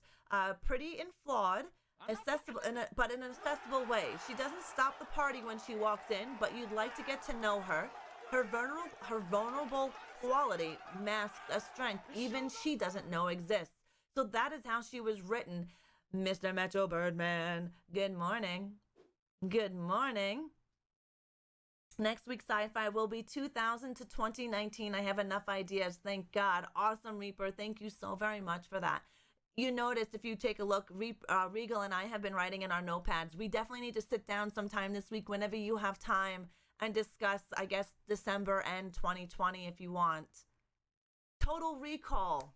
That's it. Total Recall, not a horror movie. I just don't ever remember Sharon Stone being in any horror movies. As I watch a fuck ton of horror movies, I just never noticed her to be in any. But that was when they were finding the role of Sarah Connor. That is what she was written like. The script seen her as a character of 19, small, delicate features, pretty flawed, wasn't hot, but when she walked into the room, doesn't stop the party, you know what I mean? But you'd like to get to know her because she had that kind of look to her, and she has a hidden strength that she doesn't even know that existed. Oh my God, the three booby lady? Yeah, she was epic.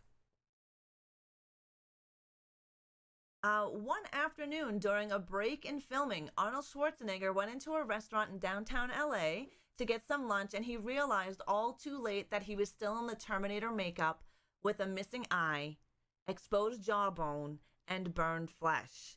Could you imagine in a coffee shop, in a restaurant, in downtown LA, and here comes walking in a guy with, you don't even know the Terminator movie is being made, okay? You don't even know it's being made. So he's got a missing eye, exposed jawbone, and burnt flesh when he walks in. What do you do when you see someone walking in looking like that? And as big as Arnold Schwarzenegger. She was in Cold Creek Manor. I am always on before you stream. Okay, I will. I think I have some time on Monday, Reaper. 3 bobs is too much. I only have 2 hands. 3 bobs is way too much. Well, you have hands and mouths, right? 1 mouth, 2 hands. Oh, Heavy Metal Jesus is wait, Draven, by the way? Wait, is Heavy Metal Jesus Draven? Hold up. Is this a name change? Nothing really. Maybe offer to buy him a beer, right, Metro? I'm like, I want to make friends with that bitch over there. Ask if he needs a Band-Aid. You open the register and back away slowly. Monday. Free coffee? Oh, this is your Xbox account. Okay. All right. That sounds good. The Terminator's endoskeleton was very heavy and hard for Stan Winston's team to carry. They found out that building a prop robot out of metal is realistic, but not practical. So the endoskeleton is actual real metal. They had a very hard time moving it around. And yeah, they realized that it looked really cool because it was realistic, but it was definitely not practical for them to move this around.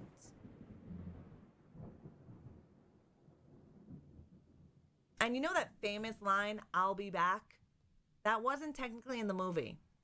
Tall Musician 840, welcome to the Horde. Thank you for the follow. Oh no, Heavy Metal Jesus. That's weird that you can't change it. Welcome back, Sneaky Tiger. Venial, thank you for that host. Hello, Catalyst. How are you doing? Yeah, that's probably I probably seen it, but it was probably a crappy horror movie that I don't remember it.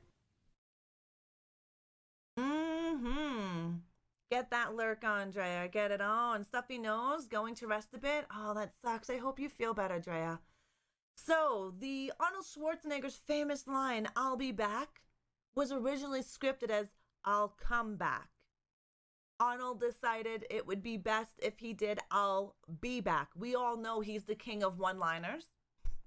And when it was made, he was told that it was scripted as "I'll come back." And he was like, nah, I'll be back. So very close of not having "I'll be back." And it would have been scripted as "I'll come back." Would it have been as a famous line as "I'll be back"? No, it would not. "I'll be back" rolls off the tongue, where "I'll come back" does not.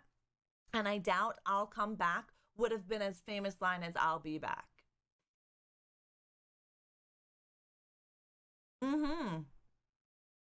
Yes, it was. This is what we're talking about. I love Kitty Drez. You're still watching and listening while you clean? Awesome. Yeah, Sharon Stone was in the movie Sphere. Yeah, the Arnold had a hard time saying "all." That he did. He did. The puppet of Arnold Schwarzenegger's face, you know the puppet in the movie? Arnold Schwarzenegger's puppet face, like the face that he wore, took 6 months to create. 6 months to create. Kill a lot. Thank you for that host. I do appreciate it. Auto host. And no one was gonna tell Arnold he couldn't. Yeah, he couldn't ad-lib. Can you imagine telling that man he couldn't ad-lib? He just forgot to say his line and he went with that. Possibly, but he's the one who changed it from "I'll come back" to "I'll be back." Right? How you doing? How are you doing, McGlenn? Lurk away, Heavy Metal Jesus. Our next show that we're going to talk about is Event Horizon. If you have not seen this movie, you are truly missing out on a great piece of horror sci-fi, or sci-fi horror, however you want to put it. This is one of my favorites. I can watch the Event Horizon a million times over. It is a great friggin' movie. If you haven't seen it, you are truly missing out. And you can actually watch this movie online. I believe it's on Netflix. I'm not 100% sure. I know it was on Canadian Netflix back in the day. We will watch the trailer for this. Hellraiser in Space Cannibal. Fuck yeah. It was such a good movie. I'm doing amazing, McGlenn. Thank you for asking. I'm doing amazing. I hope you're having an amazing Sunday as well. You have seen it a few times. It's one of my favorites, SSJ. One of my favorites. We are going to get that started here for you guys. Give me 1 second. Make sure the sound is good. At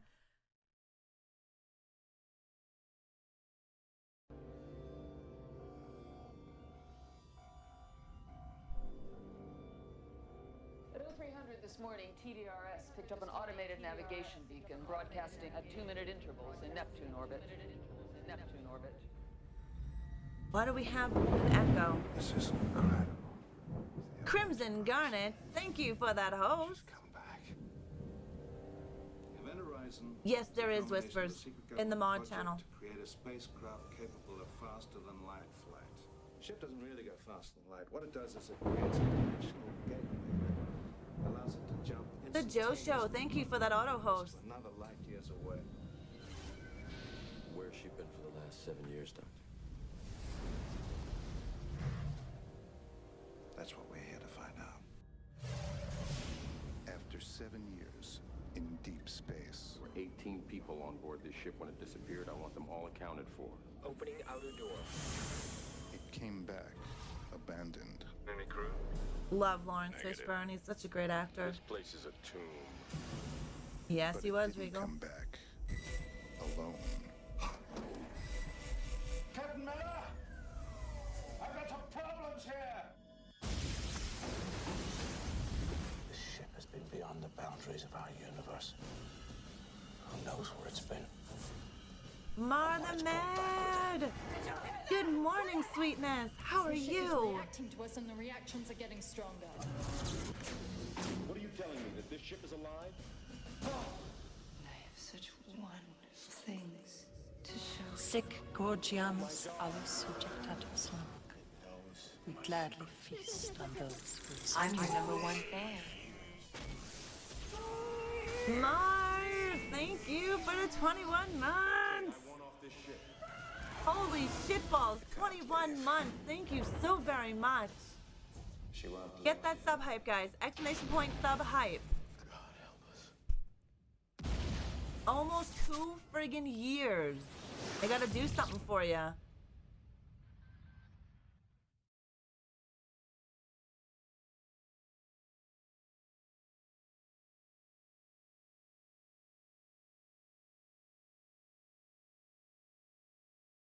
Thank you. Thank you for that sub hype, guys.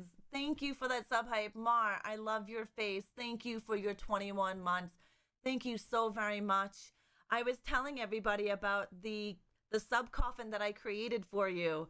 I couldn't find pictures of it. I thought I had pictures of it, but Mar the Mad is one of the very first to get a sub coffin, one of my hand painted sub coffins.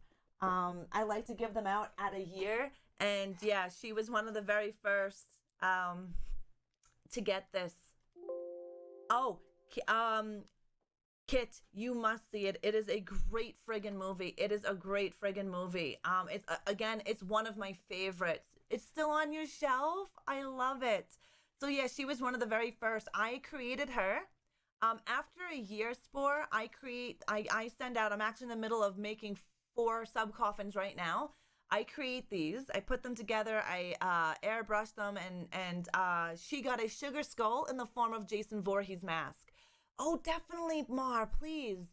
Please, I don't know what I did with the picture. I wanted to show these guys because they were interested in what it looked like. I just couldn't find a picture of it. Event Horizon, hands down. You Mar, oh, fuck me running. Red Knight 360. What?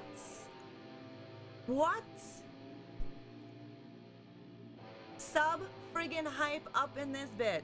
Sub hype. Get it, get it, get it. Get that sub hype. Red Knight 360. Even Michael has horns for you. Even. Thank you for sacrificing your soul to the Horde. Get that sub hype. Get that sub hype.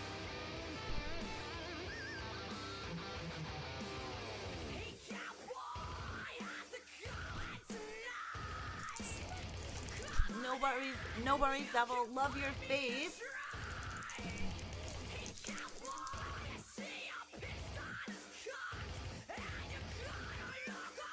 You guys gotta rock out with this one.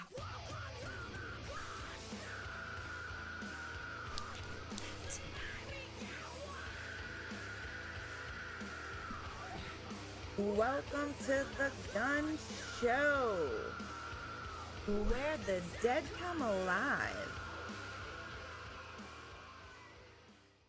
Red Knight 360. Red Knight 360, thank you. Thank you so very much. Thank you so very much for your sub. Make sure you refresh yourself to get the scariest emotes on Mixer, as well as a cute zombie kitty badge.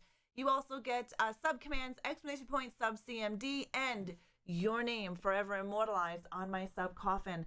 1 second, and I will turn off my light so you can see your beautiful name on my coffin. We have coffins all over the place here. Give me a second. I even turned off the there we go.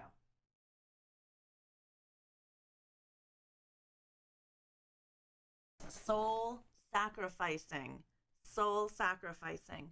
That sounds like an amazing idea to give back to your community. Spore, you know me. I'm huge on giving back to my community.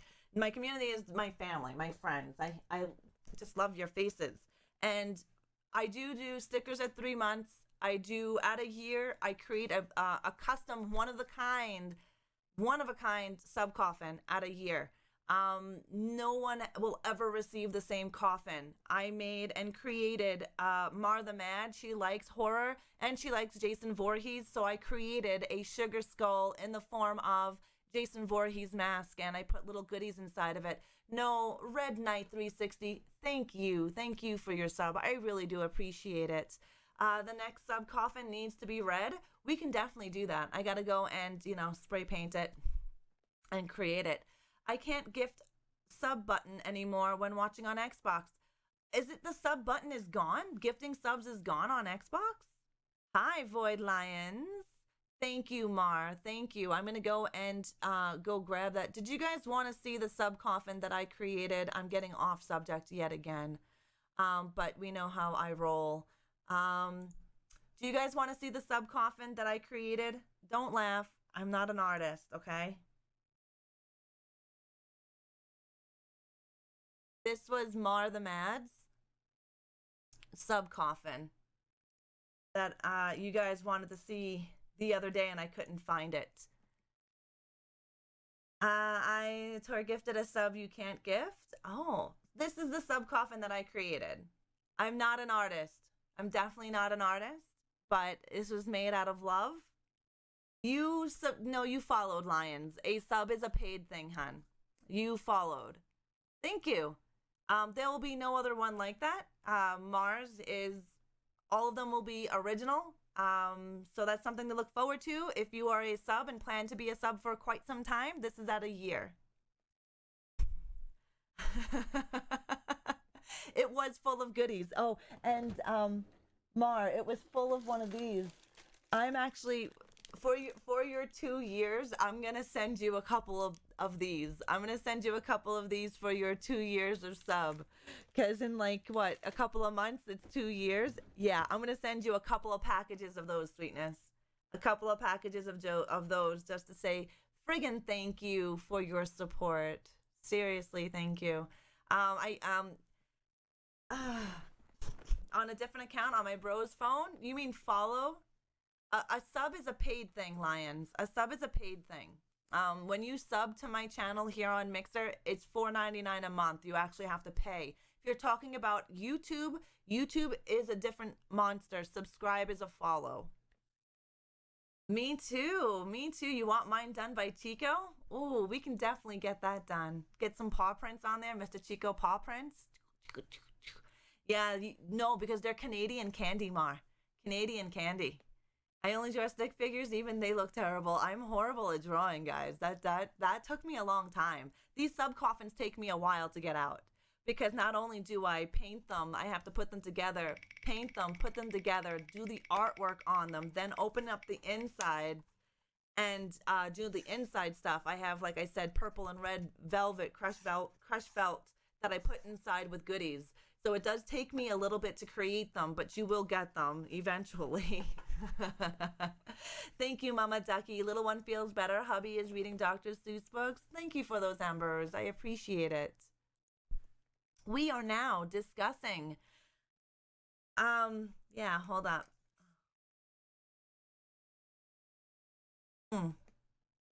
We are now discussing Event Horizon. This was released in 1997 and by far one of my favorite horror sci-fis.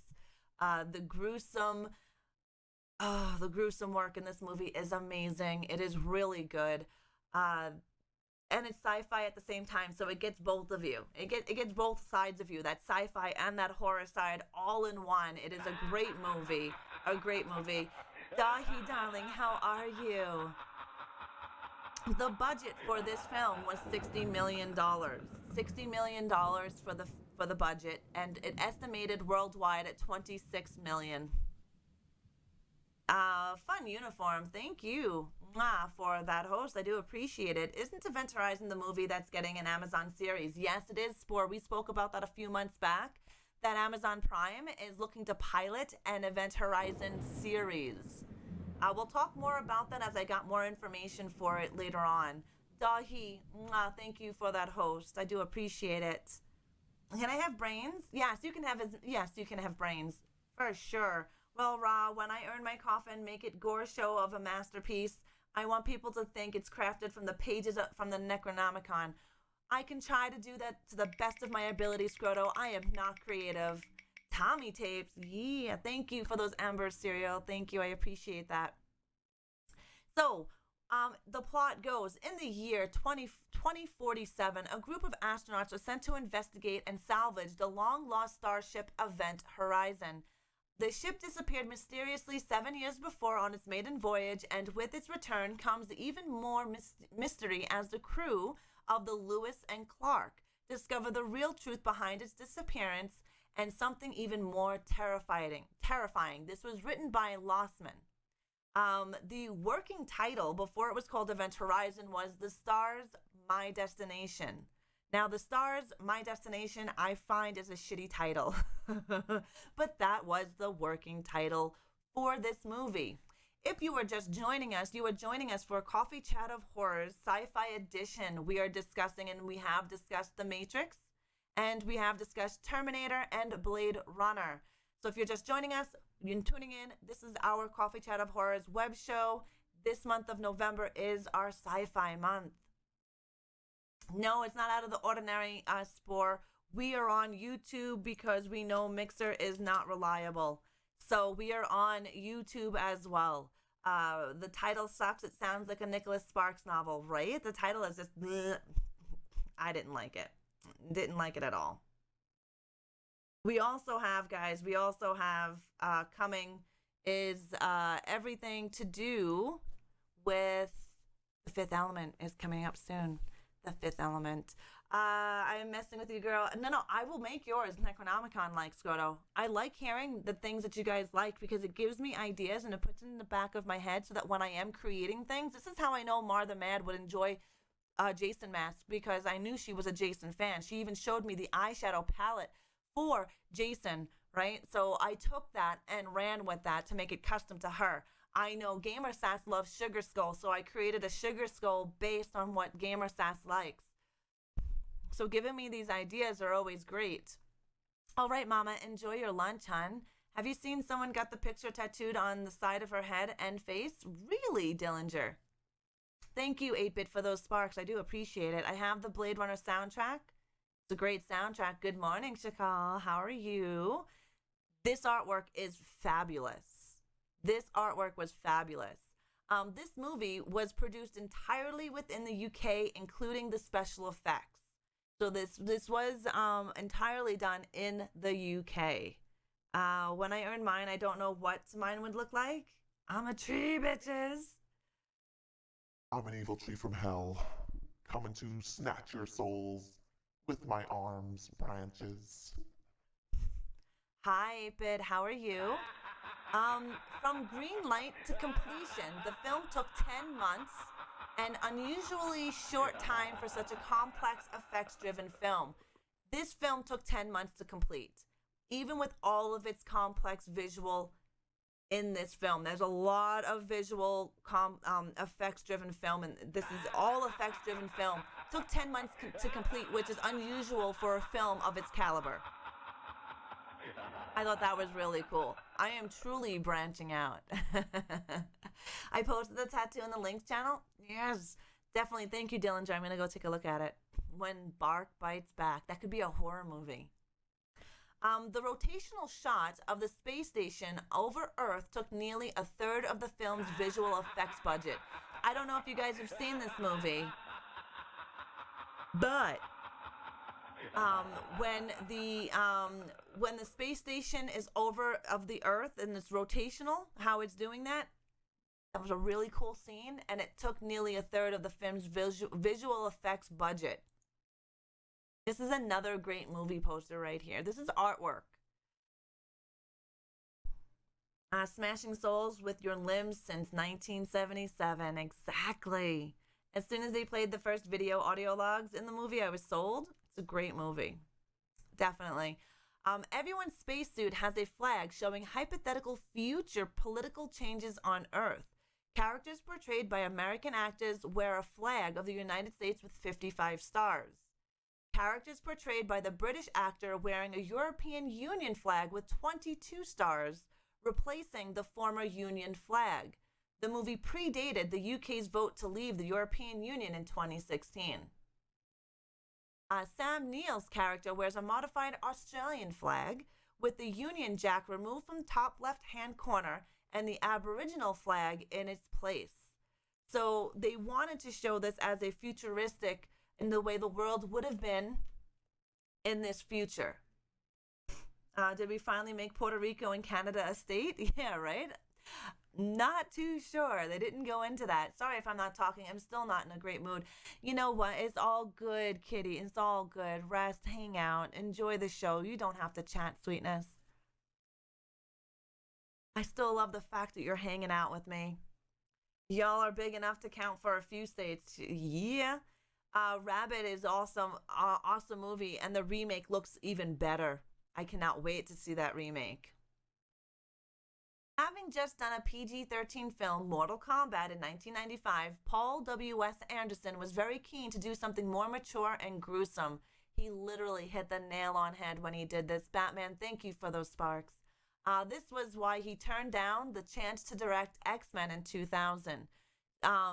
He really hit the nail on head for a mature, gruesome movie. This movie is gruesome. If you have not seen it, you will not be disappointed. You seriously will not be disappointed if you haven't seen it. You need to go and see it. That's all I have to say. You need to see it. It's a good movie. MK movie was so bad. Yeah, it's a bad made movie, but it's still a good one. You know what I mean? Wait, you mean Canada isn't a state? No. The first MK movie wasn't bad. The second one was, though. They were all a little bad. Phantasm was amazing.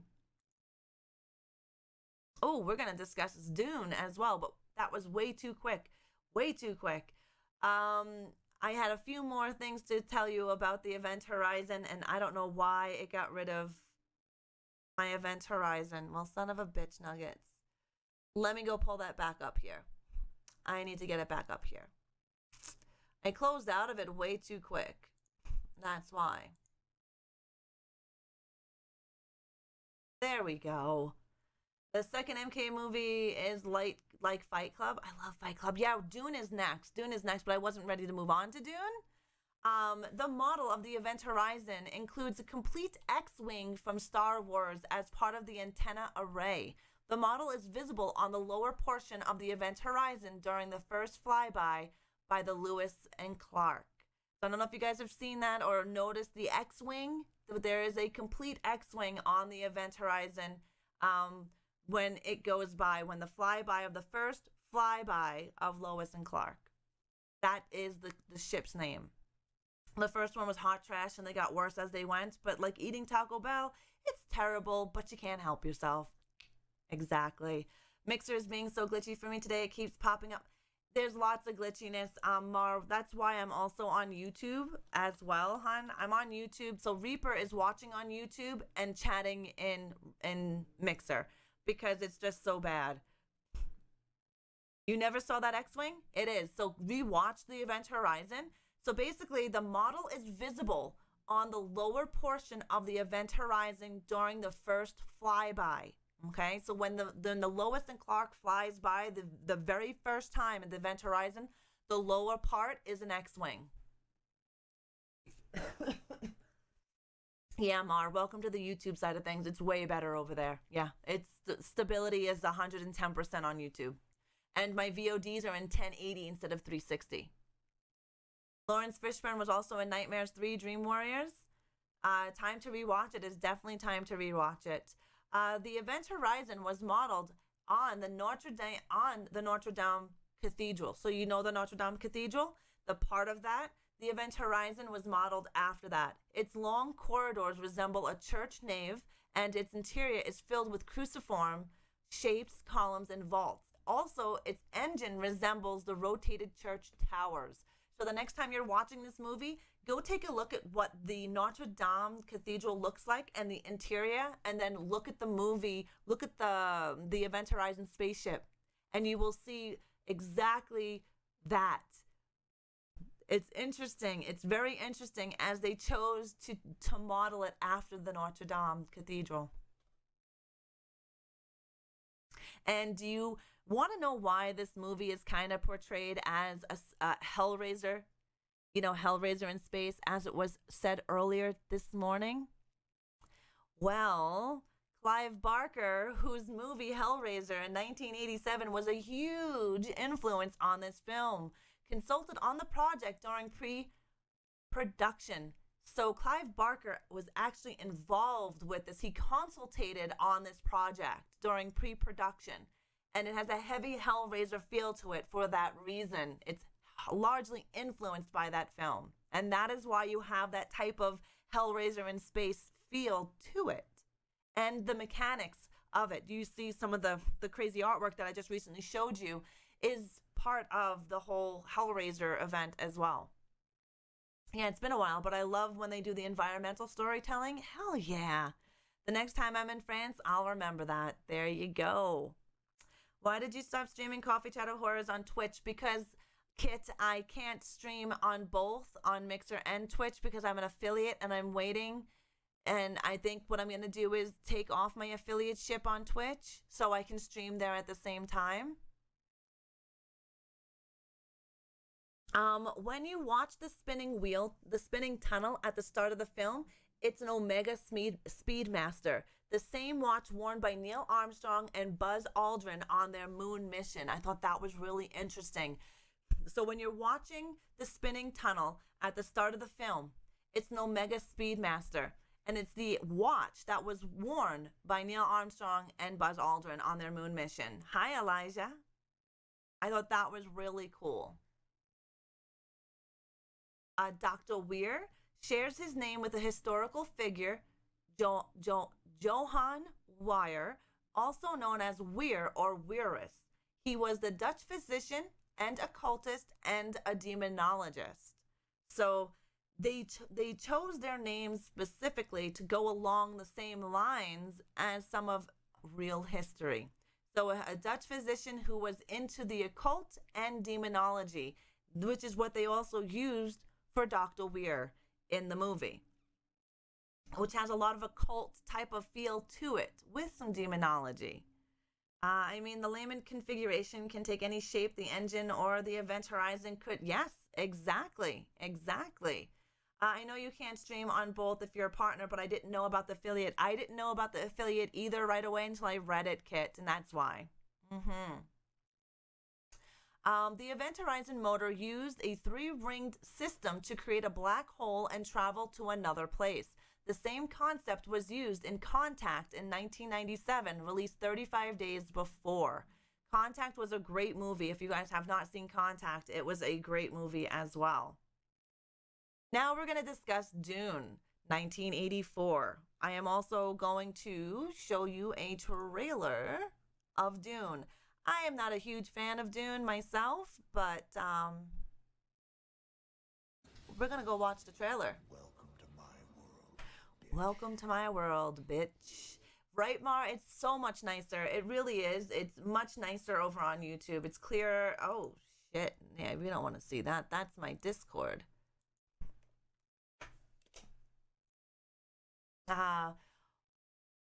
Paul W.S. Anderson, who also directed Event Horizon, also directed Mortal Kombat. Yeah, we just said that. Yep. He wanted to do more. He wanted to do a more mature and gruesome film. That's why he chose Event Horizon over X-Men. He had a chance of doing X-Men as well. Hi, Mantis. How are you? You're doing pretty good. Luckily, I don't have to wear another beret today. There you go. All right. I am going to show you Event Horizon.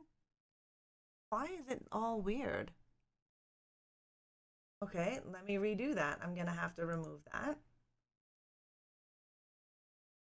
Oh, why that turned all weird.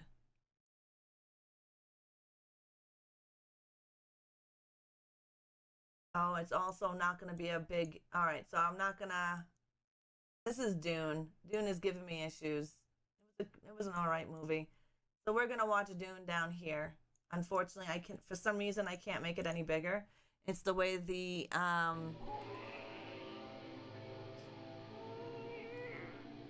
Miss Mayhem, Miss. Oh my goodness, Miss Mayhem. Thank you so much for your resub. Thank you for your resub. Yeah, he did, SSJ. Sub hype. Exclamation point sub hype, guys. Exclamation point sub hype. I did show you a pic of the desert because that's Dune.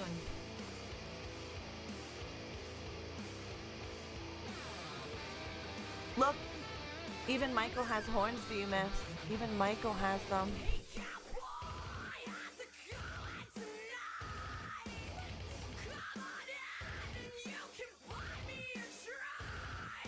Make sure you refresh yourself.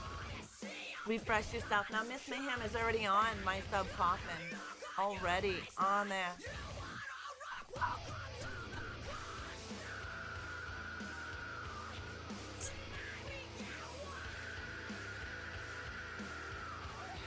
Thank you for that sub hype. You can also use exclamation point sub hype. You've never seen Dune? Seen Doom? That was, yeah, Doom was not good. No, Doom was not good. No worries, miss. No worries, sweetness. It's all good. It is all good. We are going to watch the trailer for Dune 1984. A beginning is a very delicate time. Know then that it is the year 10,191. In this time, the most precious substance in the universe is the spice melange. Nice, SSJ. I've only seen it once. I'm not an overly huge fan of it. The spice exists on only one planet in the entire universe. The planet is Arrakis, also known as Dune. You are about to enter a world where the unexpected. Many dangers exist on Arrakis. Thank you for those sparks. The unknown. An incredible secret has been kept on this He is in a planet. diaper. And the unbelievable meet. I see two great houses, where kingdoms are built on earth that moves. We have one sign the likes of which even God has never seen. And skies are filled with fire. The prophecy which will cleanse the universe and bring us out of darkness. Where a young warrior is called upon to free his people. A world that holds creation's greatest treasure. He who controls the That there is, Red. And greatest terrors. It would be cool if their spice is the same spice Han Solo smuggled into Star Wars. A world where the mighty. This is genocide. The deliberate and systematic destruction of all life on Arrakis. The mad. I will kill him! I will love you forever. And the magical. Father, the sleeper has awakened! Will have their final battle. Long live the fighter! Yeah, Sting.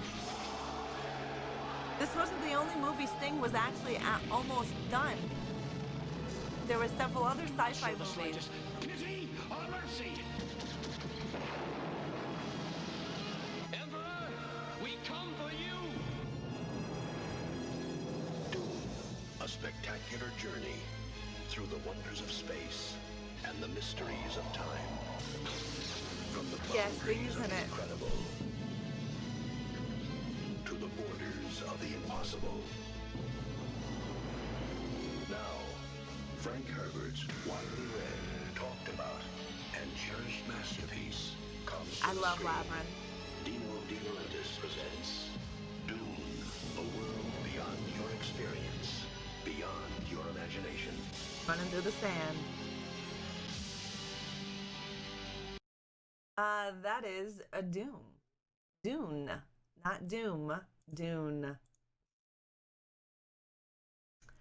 Now we are going to get to, where's our Dune? There we go. There's our Dune artwork.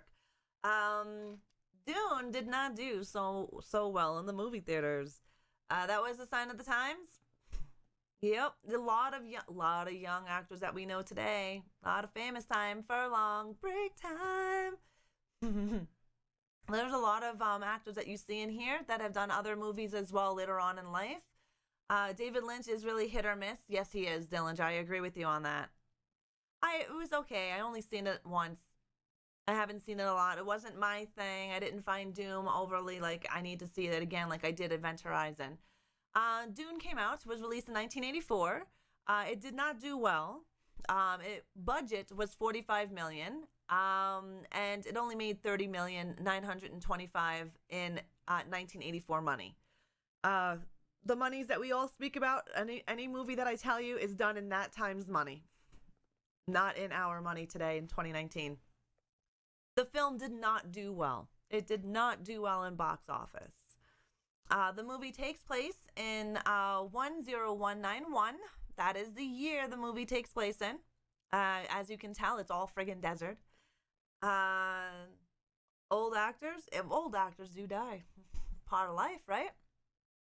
Writer and director David Lynch turned down Star Wars episode Return of the Jedi in 1983 to direct this movie, telling George Lucas, "It's your thing. It's not my thing." He turned down Star Wars Return of the Jedi to do Dune. Yeah. Yes, he did. There's a lot of movies he's done bumpiest, but he turned down Return of the Jedi. Right, Dahi? David Lynch doing Star Wars would have been a weird-ass movie. I don't know. You never know. Return of the Jedi. He maybe would have added a little of something to it that we were missing. I don't know. But isn't it weird how the future works, right? Isn't it weird how the future works? Writer and director David Lynch has said he considered this movie the only real failure of his career. He was quoted saying that in an interview that Dune was his only failure. His only failure in his career was Dune. I see that Sam Raimi is doing The Grudge. Yep. Lost Highway, Mulholland Drive. Yeah, plus Ewoks. Could have been interesting. I can see them make a TV series of Dune. Mm-hmm. No, Reaper. The movie could never live up to the books. I agree. The artwork is beautiful, though. Despite being considered a financial... I'm your #1 fan. Friends forever. Devil Dog. Devil Dog, not only have you been subbed to me for 6 friggin' months, sweetness, you just gifted a sub to Elijah. Elijah, refresh yourself. Get the scariest emotes on Mixer. And thank you, Devil Dog, for sacrificing the soul of Elijah to the Horde. Elijah, refresh yourself. Get the scariest emotes on Mixer. And the cutest zombie kitty badge. Thank you, Devil Dog. Mwah, thank you. So despite being, thank you so very much for that sub hype. Welcome, Channel 1. Welcome. If you are just joining us, we are discussing Dune. This is Coffee Chat of Horrors, Sci-Fi edition for the month of November. We are talking about sci-fi. Samuel L. Jackson and Dune would have been funny. I'm sick of all these motherfucking sand in my motherfucking... Right? It would be hilarious. Definitely would have been hilarious. Thank you for that sub hype, guys. So even though this movie was considered a financial flop, it is David Lynch's movie to make the most money in an initial box office run and the only one to break into top 5 in its opening week. It was number 2. So even though this was a financial flop and Lynch thought it was his worst movie, it actually did better financially, money-wise, initially in the box office run than any of his other movies. Red Knight 360, mwah, thank you for that, host. I appreciate it. Thank you guys for those sparks. Much appreciated. You have to include all groundbreaking sci-fi movies, even Dune. Exactly, Reaper. All of these movies have a role in our future movies. If you guys haven't noticed, a few Sundays ago, we started off with the birth of sci-fi. What created sci-fi? Then we went into the groundbreaking films of that time, which were the 60s. And then we did the 50s and 60s. And then last weekend, we did the TV shows and groundbreaking films that broke the mold for sci-fi, including Star Trek and Star Wars. Fire Phoenix, welcome to the Horde. Thank you for the follow.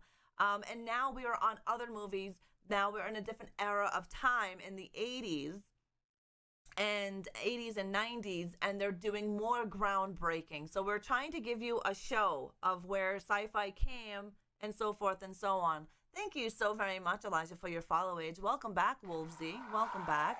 Bryce, welcome to the Horde. Thank you for the follow.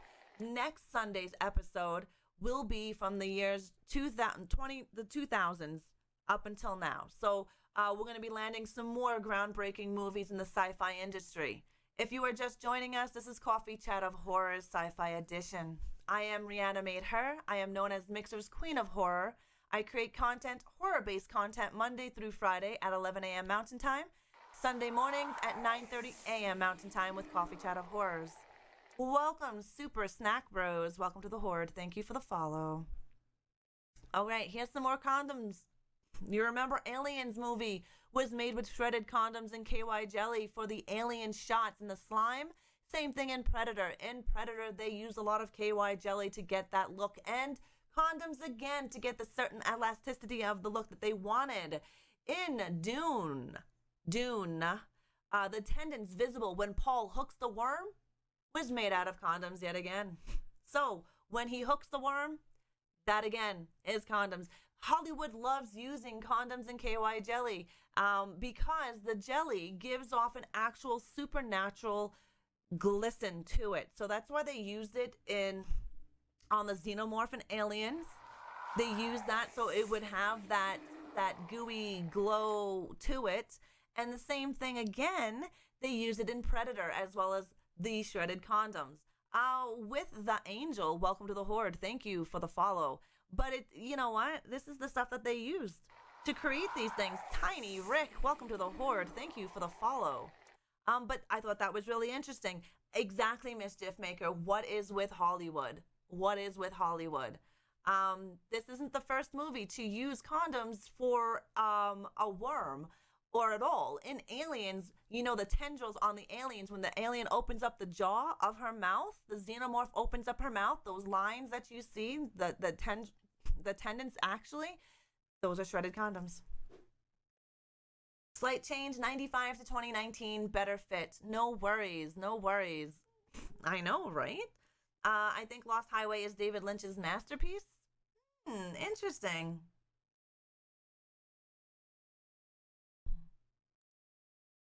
And here we are with some of the other Dune images. Let's blow these up just a wee bit so you can kind of see them a little better. There we go. There we go. Sir Patrick Stewart said the still suit was the most uncomfortable costume he had ever worn. Max von Sydow said the same, but also said he put up with it because he loved the way his body looked in the suit. Those still suits that they wore were super uncomfortable by most of the people who had to wear them. And yes, you do see him in the movie. What's up? What? No, I have no food for you, bud. 200 workers spent 2 months hand clearing 3 square miles of Mexican desert for the location shooting. 200 workers hand clearing. They literally had to clear areas. Why are you whining? Areas with their own hands, clearing it all out so they can film the desert scenes. Comb the desert for real, just like in Spaceballs where they take out some combs, right? Yep. 200 workers for 2 months. 200 workers, right? We ain't found shit to do that. The total number of production crew came to 1,700. This movie required 80 sets built on 16 sound stages. More than 6 years in the making. It required writer and director David Lynch's work for 3.5 years. That is actually cut off, guys. That is, here, let me make this a little bit smaller here because this guy is cut off. There we go.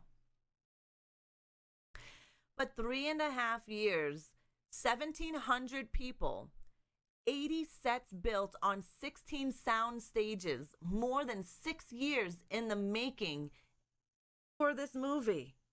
Choma made Killer Condom movie, but I haven't seen it. Yeah, there's a lot of Choma. You can see a few Choma movies on Amazon Prime.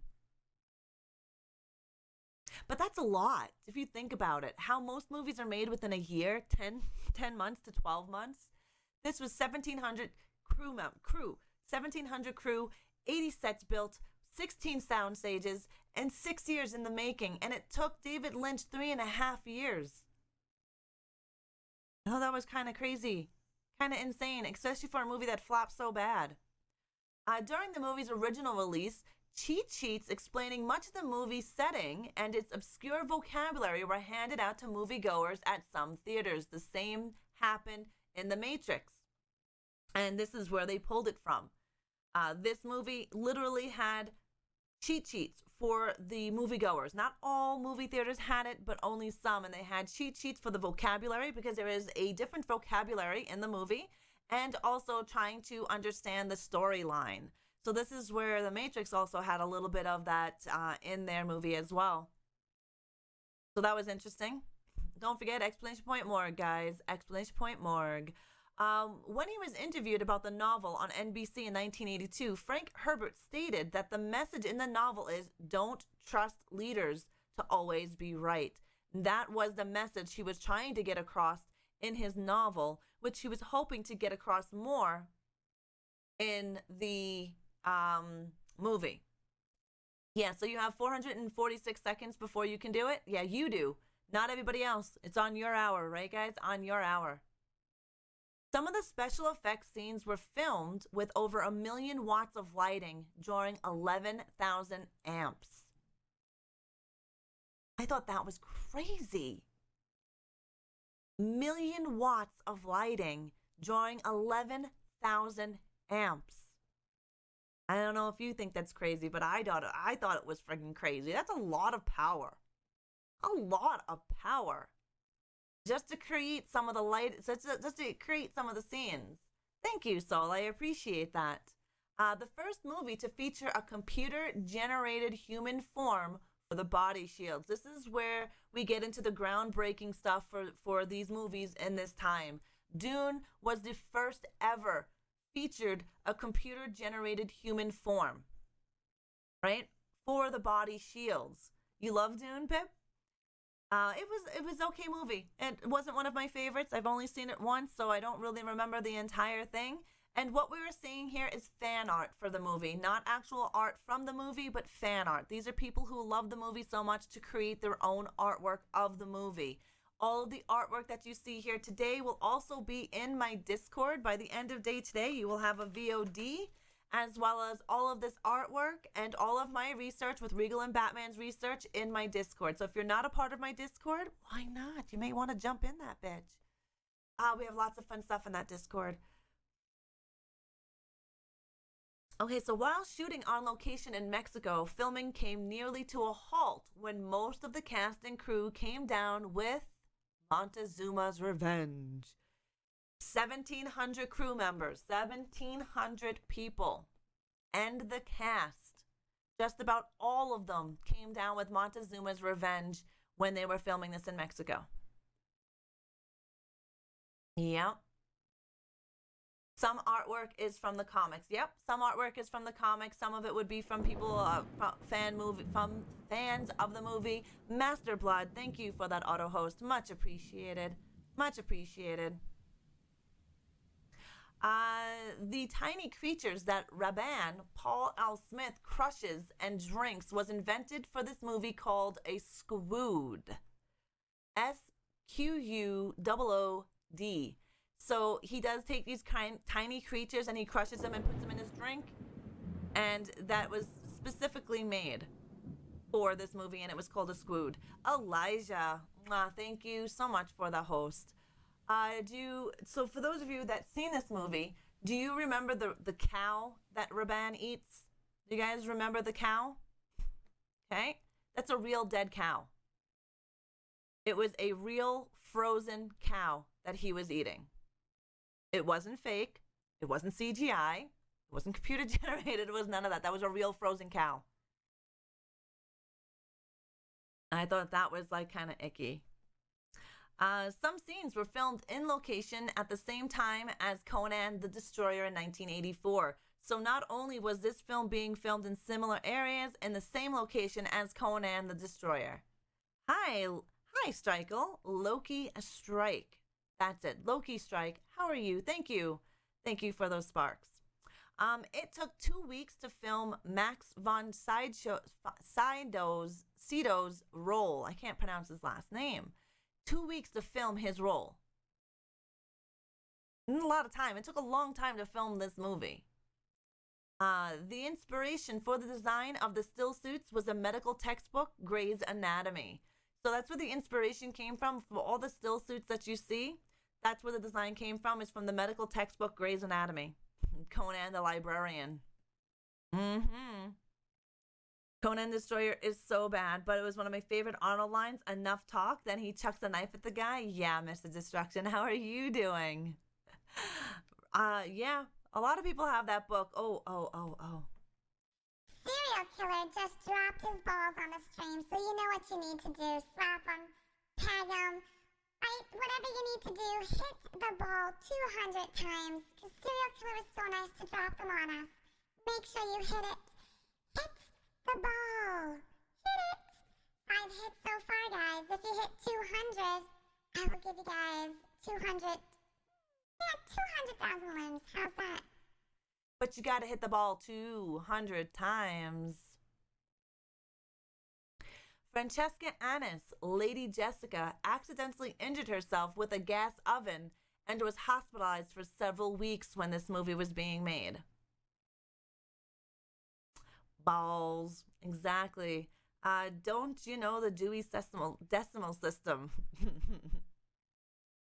Make sure you guys hit it. 20 hits, guys. Come on. I'm helping. Hit it. Doing great, Ra. Thanks. Hope you and the Horde are doing well. I am doing fabulous. Thank you for asking. I'm doing great. It's Sunday. I get to sit here and talk about some awesome movies with the Horde. And I believe next week, next weekend is our last weekend of Sci-Fi. So this entire month was a Sci-Fi month. So next weekend is our very last weekend of all Sci-Fi. We go right back to horror. Hit it, but don't quit it. Exactly. Slap them. Thank you, Zach, for those sparks. I do appreciate it. How did Alicia Witt and Sean Young do in Dune? They are cool actors. I don't know. I don't have much on them. You don't see a ball, Kit? What are you on? Are you on Xbox? Well, there's a ball that's flying around the screen right now. There's 72 hits on it. This ball is called the volleyball. It's worth 200,000 sparks. And people can slap this ball just by hovering their mouse over it if you're on computer. 87 hits, guys. All right, so the Iron Maiden song, To Tame a Land, from the Peace of Mind album was inspired by the Dune novels. Channel 1, see you later. Thank you for stopping by.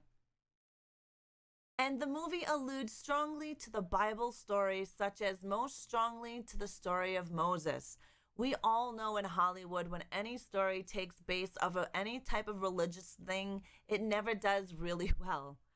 We've seen this in other sci-fi movies, and we've seen it here in Dune. And it does have a strong biblical story behind it, even though it's not talking about Moses, but it is a very similar story to it.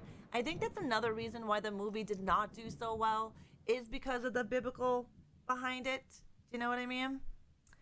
The next part we're going to be talking about is the Fifth Element. Make sure you slap this, guys, before we get into... I will wait before we get into our very last trailer of the morning, which is the Fifth Element, done in 1997.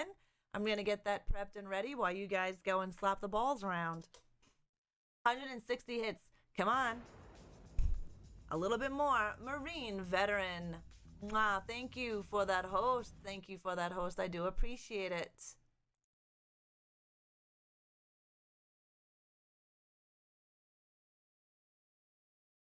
Just getting everything set and ready.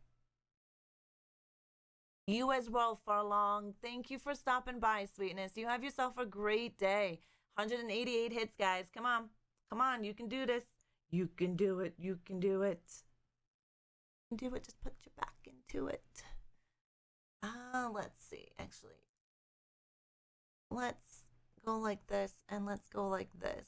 And 200 hits. GG's. Can I please get one of my mods to hand out 200,000 limbs? GG's, guys. GG's on that. Everybody gets 200,000 limbs.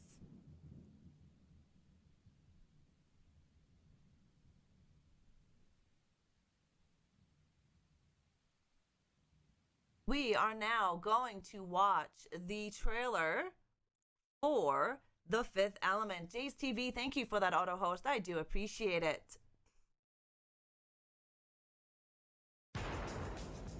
Tell me how the sound is. Draven, welcome back to your name, darling. Nice, Bruno. That's awesome. GG's, everybody. Yeah, I would agree with you, Mr. Destruction.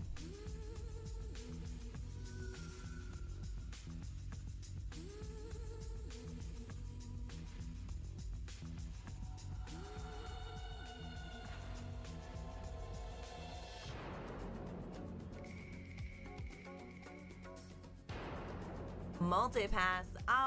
And Raptures, we are watching the Fifth Element trailer, darling. How are you? Dallas Multipass. We got some interesting information for you on this one.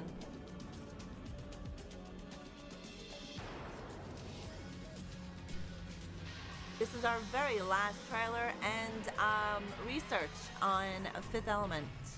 And then we'll get into our trivia. Yep. There you go, baddie.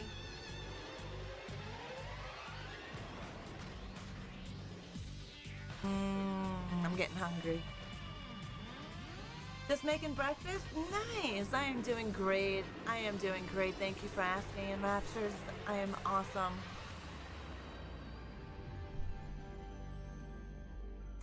The Fifth Element. The Fifth Element was released in 1997. In 1997. Let's get out of big screen mode. Pop you there.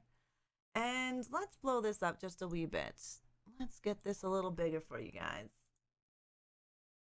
That's a little too big. There we go. There we go. Yes, it is. It actually is. Definitely agree. Sent you a list of oh, awesome. Thank you, Reaper. Thank you. I appreciate that. The film was released in 1997. It had a budget of $90 million. It made box office at $263 million US again in 1997 money. The plot: in the 23rd century, a New York City cabbie, Corbin Dallas, who's played by Bruce Willis, finds the fate of the world in his hands when Lilu, Mila, falls into his cab. As the embodiment of the Fifth Element, Lilu needs to combine with the other four to keep the approaching great evil from destroying the world. Together with Father Vito Cornelius, which is Ian Holm, and zany broadcaster Ruby Rod, played by Chris Tucker, Dallas must race against time and wicked industrialist Zorg, played by Gary Oldman, to save humanity. I think this movie is friggin' amazing. I've seen it a million times. It is one of the best movies. If I remember right, Mila was only 16 or 17 when she did that movie. She was actually, she was 19 in the movie, and she was actually taking a break. This also, we're going to get into that. There's some cool information about this leading into Resident Evil. But we're going to get into that. No, they were never in a relationship. Hello, Fiden. Yes, Fifth Element. Listen, lady, I only speak 2 languages, English and bad English. Exactly. Gary Oldman is amazing. He's an awesome actor. Now, The Fifth Element was inspired by a French comic book. And as a teenager in the 1970s, Besson devoured his countryman's comic called I can't even pronounce it. It's in French, but it basically means drawn strips. Now, Besson, when he created this, again, French, loved French comic books, and as a teenager in the 1970s, this is what he read, and this is where this movie comes from. That moment when Ra gets really excited and starts squirreling over the place to share all the information. I know, all the information. The film is an English language French science fiction film, is what it is. And The Fifth Element cost about $90 million to produce, the costliest film made up to that point by a non-American production company. In this case, the French studio Gaumont. It earned back $264 million worldwide, with $200 million of which came from moviegoers outside of North America. It held the record as the most globally successful French-produced movie until The Untouchables in 2011. And I found that was pretty cool information about that. Yes, she is existed. And there's a reason why we'll tell you here as we keep getting forward into this movie. Now, do you know the role of Ruby was meant for Prince? And Prince turned it down for a couple of reasons. It's going to be a good trivia. You're not going to be good at today's trivia? Yeah, you will. I repeated some of these things a few times today. So the Chris Tucker role of Ruby Rhod was meant to be for Prince. Prince thought the costumes were too effeminate.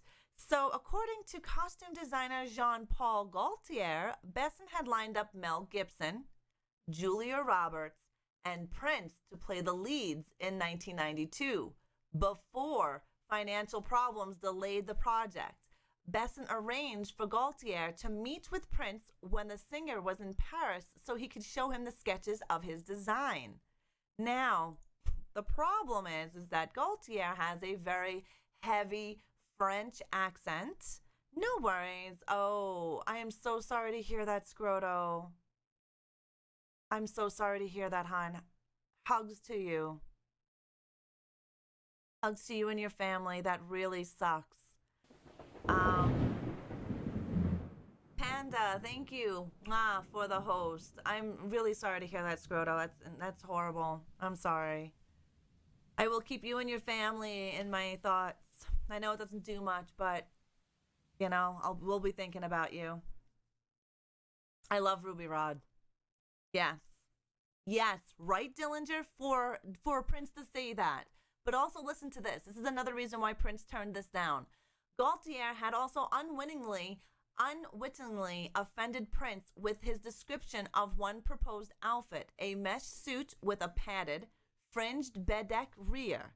All right? Gaultier kept referring to this part of the suit as a fox cull, meaning fake ass. But because of his thick accent, Prince thought he was saying, fuck you. That is one of the reasons, second reason why Prince turned down the actual role of Ruby Rhod. Right? Thank you, Killalot, for the auto host. And I thought that was hilarious. But for Prince to say that, to say, you know what I mean? I thought it was funny. And you know what? I think Prince might have done a good job, but I think Chris Tucker blew it out of the park. I honestly think Chris Tucker blew it out of the park. But you want to know why he blew it out of the park? Chris Tucker grabbed his inspiration from Prince and Michael Jackson for his role of Ruby Rhod. He studied what Prince did, how he moved, how his vocal cord, how he did everything vocally. That's how he watched Prince and Michael. He took key key movements from both of these singers and used it to create his role for Ruby Rod. He did an amazing job, literally blew it out of the park. He took the moves from both Prince and Michael and the vocals from both of these and created Ruby Rod with it. Chris Tucker was not what was in mind for Ruby Rod. Okay, and he literally blew it out of the park when he played Ruby Rod. He took Prince and Michael Jackson to level 12. It was like Prince and Michael on acid. Exactly. And he loved his role as Ruby Rod. Loved it. There was also points in the film where Bruce is trying not to laugh because of the interaction between him and Chris Tucker. And he's trying not to laugh. There's a few scenes where he couldn't help it, and you see a small smirk come on his face. You have to pay attention for some of them.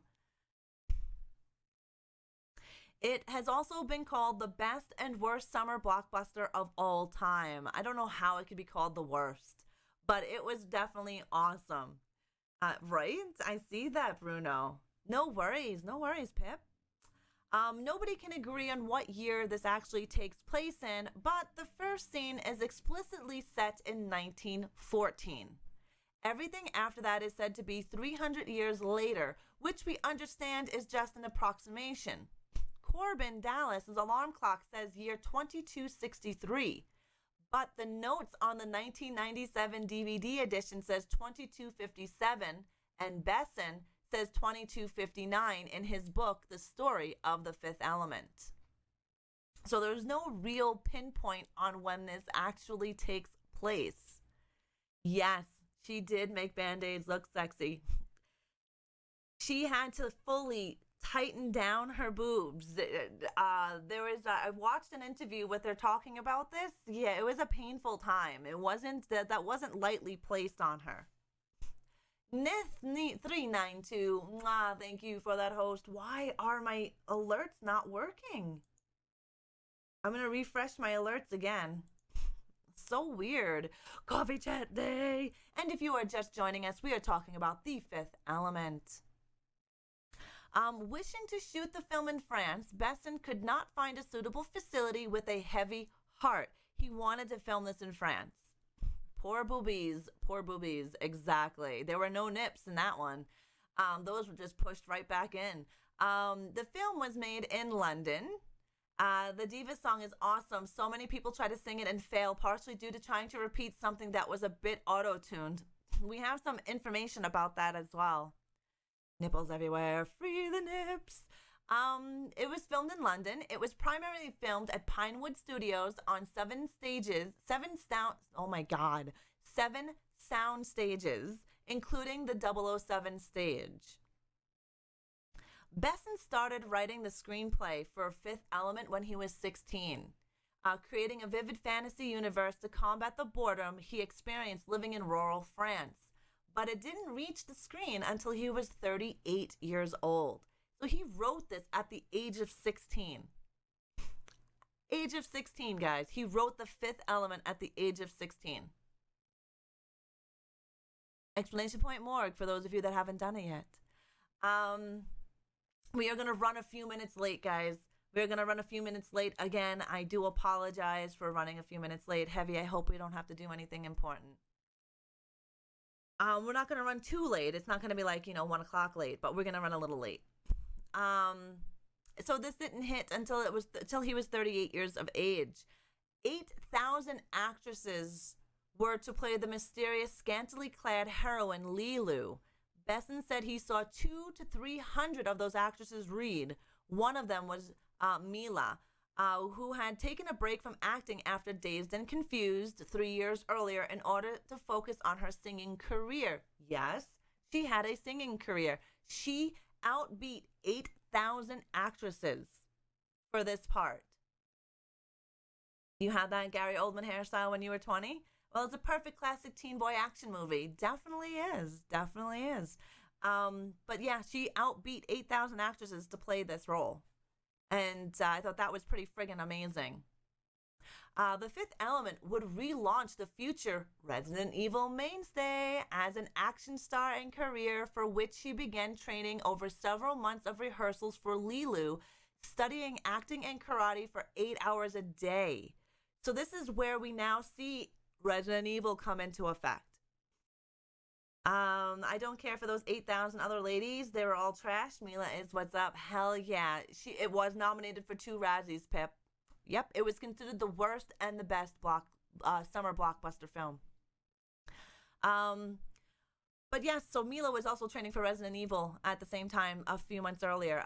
Mila was so new to martial arts that she couldn't manage some of the high kicks required of her character, so the filmmakers made a leg on a stick just out of the frame so that when she would move her body as if to kick, and the leg operators would swing that thing up into the frames. So it wasn't her actual leg doing it. She had a hard time with martial arts. Wasn't something that she was familiar with, and it was very new for her when she was learning this, and she could not kick high enough, so they made a leg on a stick. So when she does move and her leg comes up to kick, that's not her actual leg. That is a fake leg going into the frame. Only the high kicks, right? Only the high kicks. A lot of the lower level kicks, that's her. But all the high kicks, go prop team, right? Yeah, I thought that was hilarious. Yep, right? The New York scenes were created using a combination of CGI for the flying cars, live action, the people, and the scale models in the buildings. A crew of 80 on production design teams spent 5 months building dozens of city blocks at 1/24th of a scale. So that I thought was really interesting. All of those are tiny models. They're not huge, and a lot of it was CGI. So 80 people in production design teams spent 5 months building these things. 5 months building them. Is her name Peg or Lean? You love the floating Chinese food vendor? Yes, it was so convenient. Don't you wish we had that? I've watched this movie so many times, but now I want to watch it again just to look for these new points of interest, right? They were pocket watches. Yep.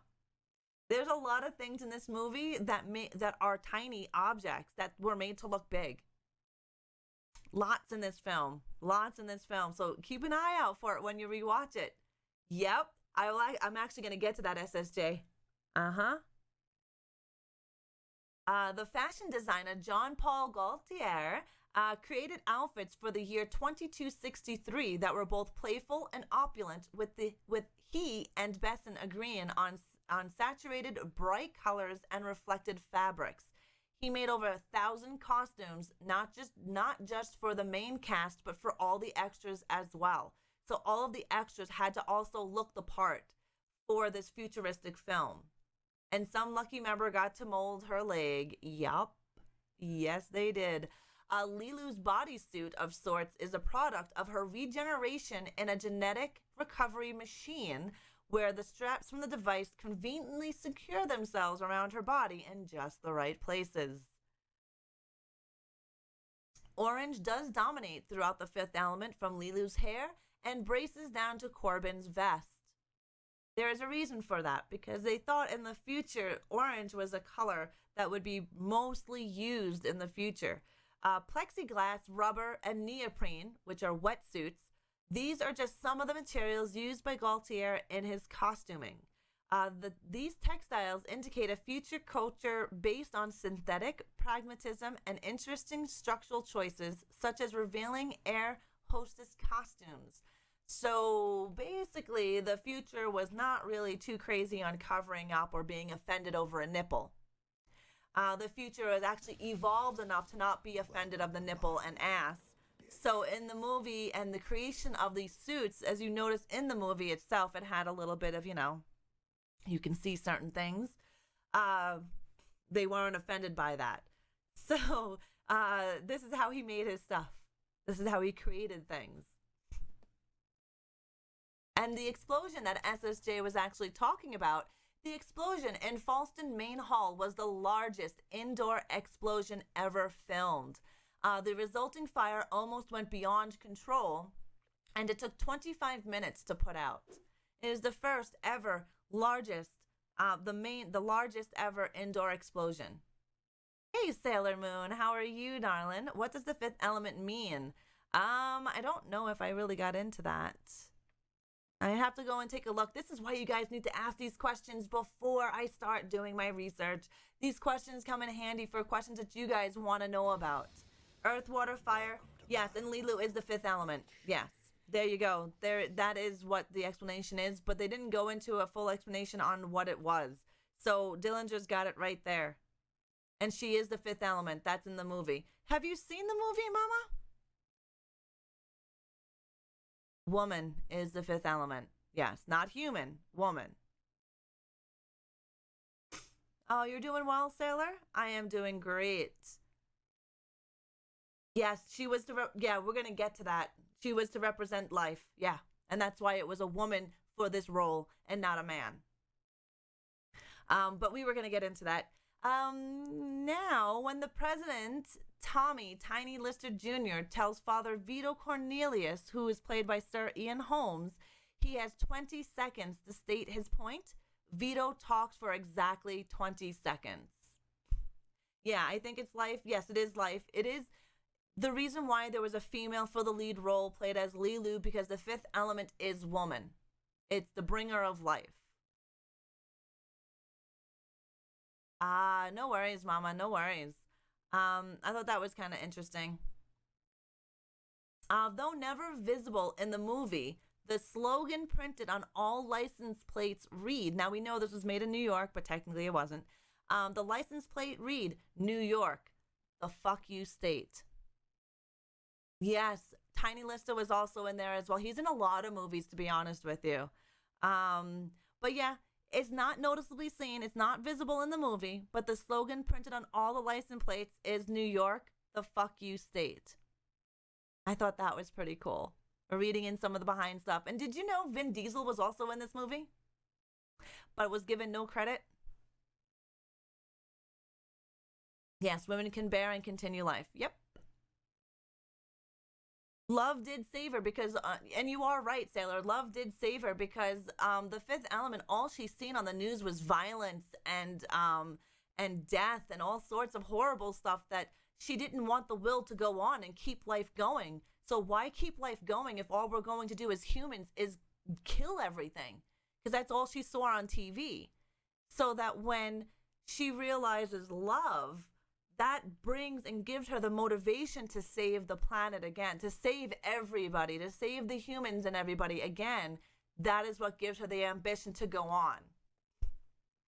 Mila's hair became too damaged and broken because a number of times it was re-dyed during the film. Yep. Vin Diesel provided the voice of Finger, but didn't receive any on-screen credit. He did the voice. He was in the voiceover. He did the voice for Finger. He was the voice for Finger, but didn't receive any credit for it. Do you know the stars in the background were created by poking holes in a black fabric sheet?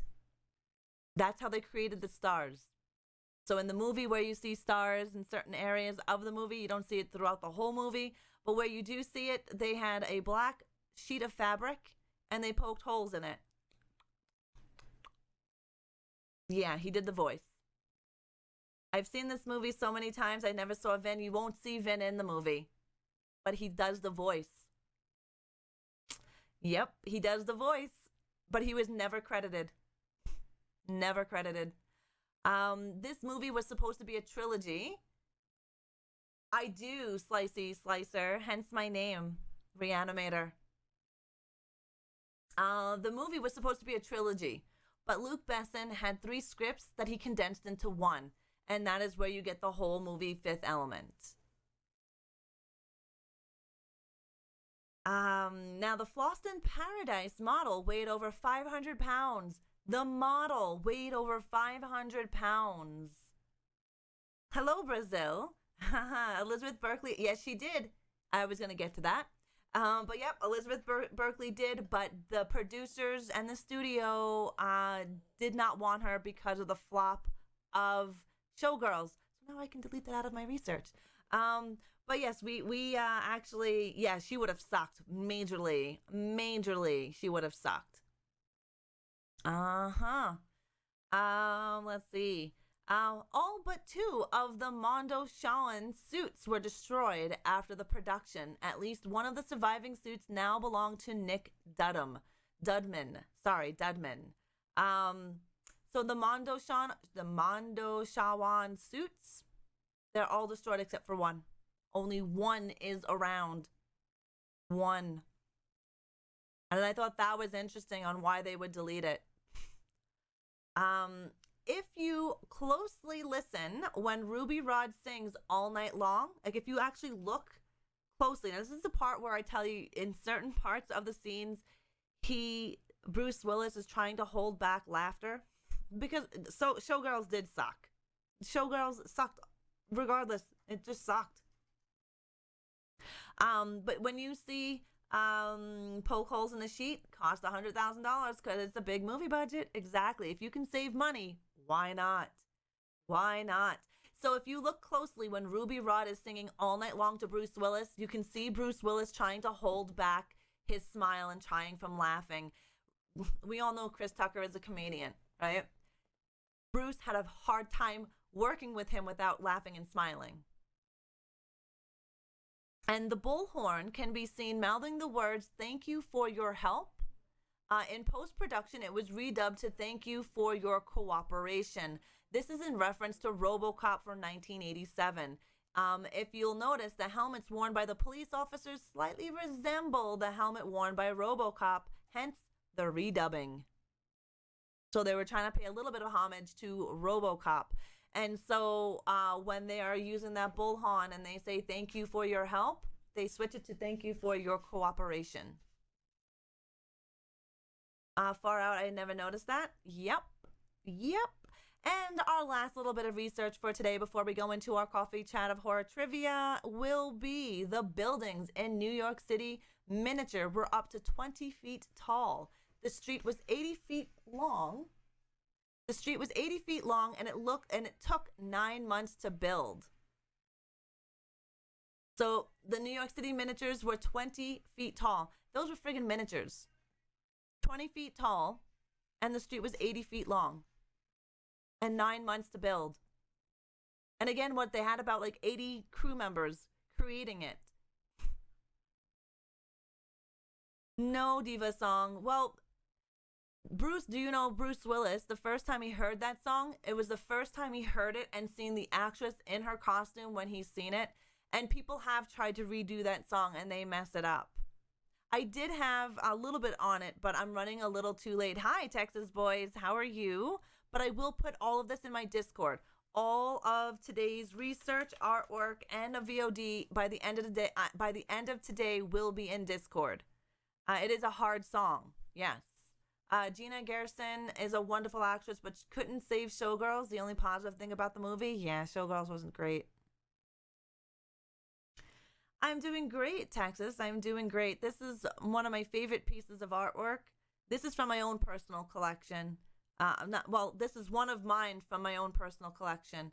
I have this. I have a few, actually, a few of these. And the same thing goes for the other ones that I showed you earlier today. Not all of them did Reaper find, but I found a few that I had in my little photo album.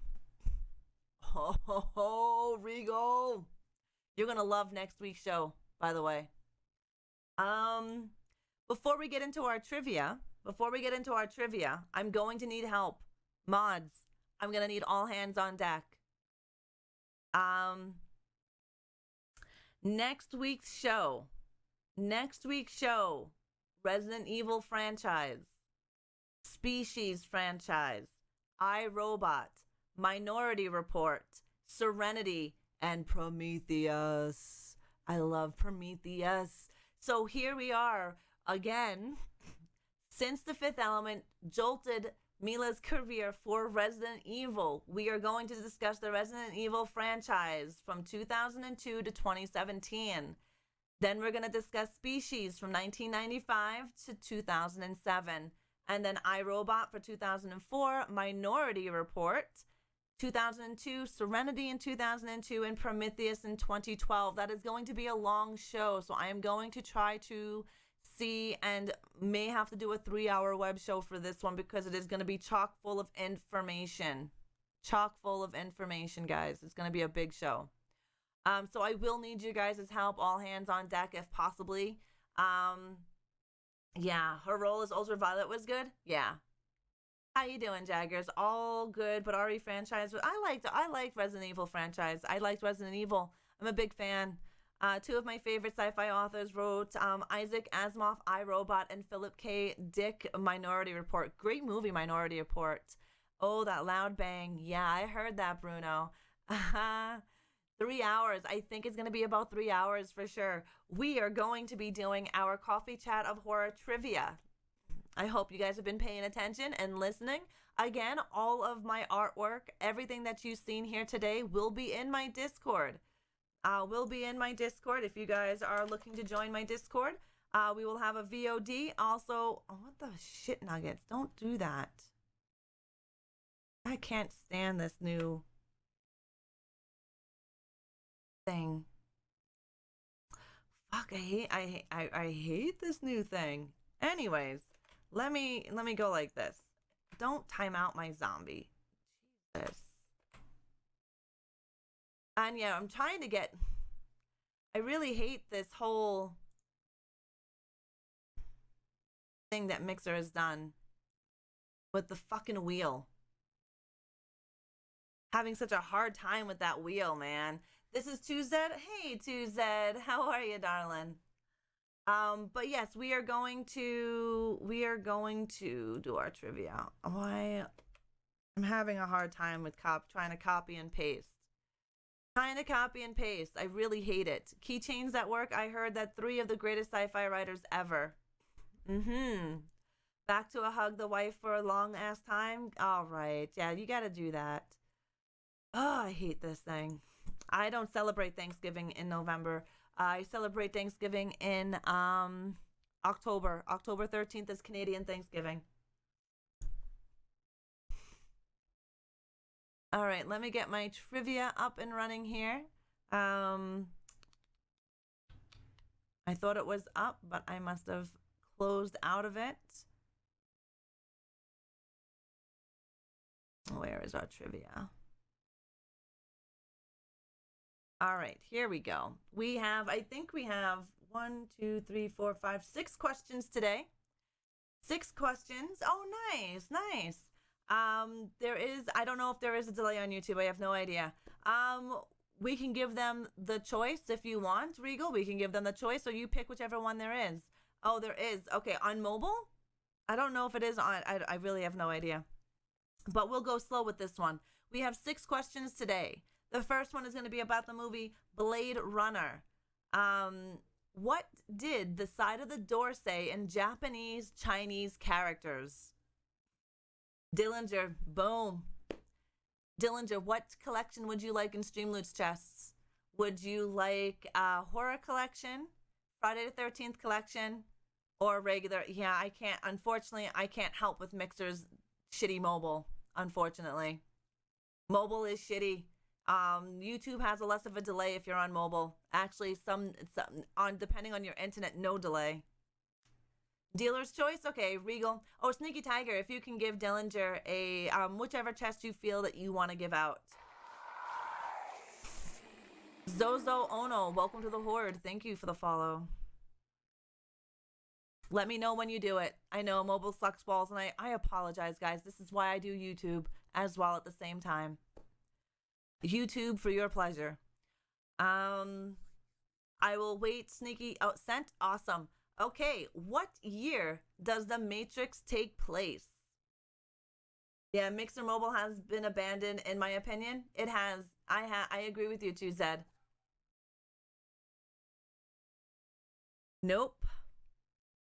What year does The Matrix take place? If you need help, really, Pip-Boy. Greetings, prophets. How are you? Nope. Nope. Do you guys give up? Dillinger's got it. $21.99. $21.99. Let me know when it's sent. Close to Zed, close. Yeah, Mixer Mobile does suck. Cheater, Pumpkin Eater. Zombie Deadpool, welcome to the Horde. Thank you for the follow. No worries. We've got 3 more. You guys need to be quick. Typing skills. Dillinger's really good at this shit. Dillinger basically got all the chests last weekend as well. Dillinger eats Zombo ass. Thank you, Sneaky. Okay, so who else was considered for the role of Terminator? Nope, Dillinger doesn't Google. We give only X amount of seconds to do it. No. Dillinger got it again. O.J. Simpson. Northern Zoot. Thank you for the auto host, my friend. No, Dustin Hoffman. Yep, Dillinger got it. Yeah. Well, Prophets, you get education when you come in here on Coffee Chat of Horrors, honey. We teach you stuff. We drop knowledge on yo ass. Tell me when it's sent. Nope. Oh, no. Arnold Schwarzenegger played the role of Terminator, but was not one of the first ones to play the role. They actually considered O.J. Simpson to play the role of Terminator. And Google isn't as fast as Dillinger. No, Centella, you are correct. How are you doing, sweetness? Dillinger does not use Google. The how quickly is answered. Dillinger just really pays attention. He really enjoys Coffee Chat of Horrors.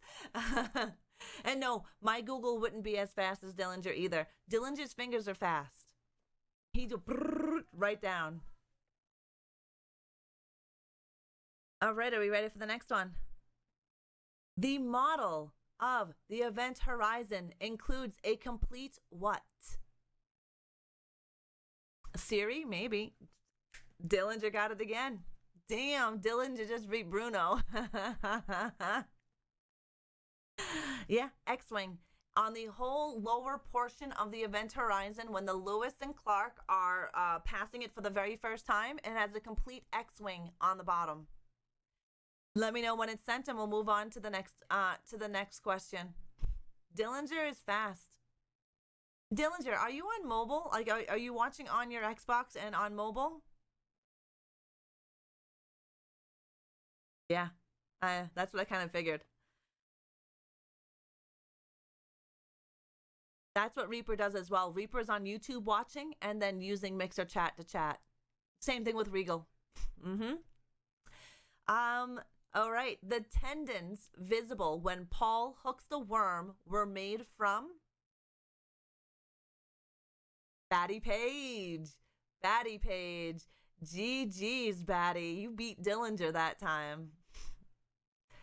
Condoms in Dune. The tendons are visible when Paul hooks the worm were made from condoms. Yep. Let me know when it's sent. Still in the family. Oh, you've never seen Dune? I've seen Dune once, but all of this Centella is from my research that I speak about throughout the show. Thank you, Whispers. All of today's artwork is in Discord under Reaper 1923's channel. Later on, by the end of the day today, we will have a VOD, and all of my and Regal and Batman's research will be added to the Discord. So if you are missing out on the Discord, you need to join it. The new Millennium Falcon has a tiny Batmobile attached to the bottom. That's pretty awesome. Wow, you need to see some Frank Herbert Dune and Child of Dune. I'll have to go and check it out. Asteroid Peak, thank you for those embers. I do appreciate it. You get yourself 50,000 brains. No, he's using mobile, Bruno. So basically, he's watching on Xbox like Regal does and uses mobile to type. What was the state slogan printed on all license plates read in The Fifth Element? You don't visibly see it, so you only would have known it from here. The fuck you state. Again, Dillinger. Damn. GG's. It was the fuck you state. Now, you don't see this in the movie. You only would have learned it from here. You only would have learned it from this Coffee Chat of Horrors because it's not visible on the license plate. Yep. And that concludes our coffee chat of horrors. Thank you guys for hanging out with me. I truly appreciate your time. And we did run a little over. It's 12:30. I do apologize for the half-hour overrun time. It's really hard to stay in 2.5 hours on huge coffee chat of horrors. This is out of our normal element. Our normal element's usually 1 horror movie, 1 to 2 horror movies with information and cosplay artwork and comic books. I have seen the seed, people. Shizm, I'm doing great. How are you doing? Next weekend's coffee chat of horrors is going to be a big one. I think I'm going to allot 3 hours just because it's a really big episode. It's our last sci-fi episode, and we are going to be talking about the Resident Evil franchise, the Species franchise, iRobot, Minority Report, Serenity, and Prometheus. We'll be checking out those, so be prepared for a 3 to 3.5 hour web show next Sunday. I start at 9:30 a.m. sharp, Mountain Time. I seriously live for the stream and show. We base our daily activities around it. I love your face, Dillinger and Batty. Thank you guys so much. Thank you. Well, just tired. Been going to bed early. Sometimes you have to go to bed early. Will Prometheus be covering Alien? No, it'll just be Prometheus. Mischief Maker, thank you for gifting a sub to Sailor Moon 148. Now, Sailor Moon, I believe, is already on my sub coffin.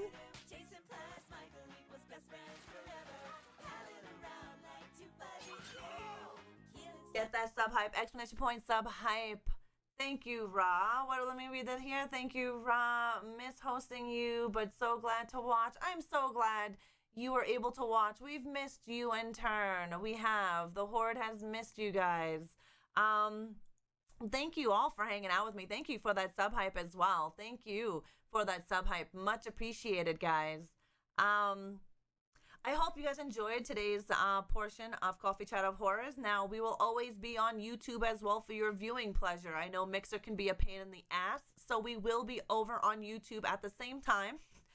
Unfortunately, anything I upload to Facebook gets deleted because of copyright due to the trailers that we watch. So Facebook will not allow me to upload this video. I will be uploading this over on the Twitch side of things, so my Twitch peeps get to at least see a pre-recording version of the Coffee Chat of Horrors. And thank you guys. We're going to go into our credits. For those of you that are new, we will be going into our credits. I want to thank you guys so very much for hanging out with me and making my Sunday mornings amazing. It's worth waking up at 7 o'clock in the morning on a Sunday. It's definitely worth it. That's what time I wake up. Yes, we have demon eyes. We have demon eyes because I was supposed to say. Mischief Maker, thank you so very much for gifting Sailor Moon's soul to the Horde. Thank you, thank you. Yes, all new filters as well. We are also working on a few new collections for Streamloots as well as new subcommands. We have new subcommands, guys. It's called Demonic Possession. Oh, Fusa's coming here to say hi. Thank you guys for hanging out with me. For those of you that don't know me, I am ReAnimateHer. I am known as Mixer's Queen of Horror. I stream Monday through Friday. I create horror-based content, video games, Monday through Friday at 11 a.m. Mountain Time. Again, Friday evenings at 6:30 p.m. And I also hold Streamer Chat Tuesdays, which is a web show based on streaming. Your questions get answered if you have any questions, and I give you tips and advice on streaming content. Now we are the Llama Mama. Llama Mama, baby. Here we go. This is Dahi's favorite. And do you know llamas are now becoming the #1 pet for therapy? I tagged Dahi on Twitter with that. Asteroid Peak, welcome to the Horde. Thank you for the follow. So I'm also hosting a web show. It's a limited time web show on Streamer Chat Tuesdays at 11 a.m. Mountain Time. And we will also be doing our YouTube web series. We are dropping a new YouTube video for you tomorrow, guys. So make sure your notifications are on my YouTube. We will be dropping So You Want to Become a Streamer, Content Creation 101, alerts and overlays. I will be giving you information and advice and instructions on how to do the things that I do and stream on my stream. And now I'm a deviltry.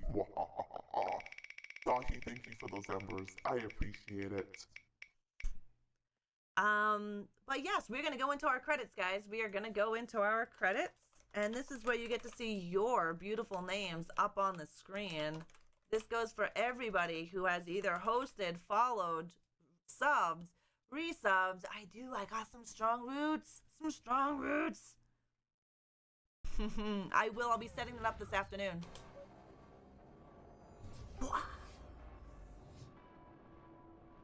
Thank you to my Patreon subs. Thank you so very much for your monthly contribution to my dream. I truly appreciate it. Truly appreciate it. Haha. Me and Michael are a set of old bitches over here. To my new subs, my resubs, and my gifted subs today, thank you so very much for your monthly contribution to my dream and to my stream and to the Horde. Thank you so very much. To our new friends today, welcome to the Horde. I hope you enjoyed your time here. And to this right here, this lovely list of hosts. Thank you guys so very much for putting the Horde and I up on your channels. I am very, very honored that all of you guys put us up on your channels. I truly appreciate that love right there, that right there. Thank you so very much for that. I love Elvira. Thank you to my mods. Thanks Kay, Regal, Snaky Tiger, and Batman Goddess for hanging out. Regal and Batman Goddess, thank you so very much for your time and your time in researching with me. And I'm truly gonna have to do a call to arms because I am going to need some major friggin' help when it comes to this show's next week's show. I'm really gonna need some help. No worries, Night Jammy. I still love your face. I still love your face. Now, what we are going to do is, do you mind? Do you mind? Ow, I'm trying to see if somebody is on. Oh, what, Mischief Maker? Thank you. Thank you so very much. I really appreciate that gifted sub to Night Jammy. Thank you so very much. I appreciate that. Minecraft Boy, thank you for that host. What do you guys want to watch? What would you guys like to see? Oh, Migos Moo is doing Just Dance 2020.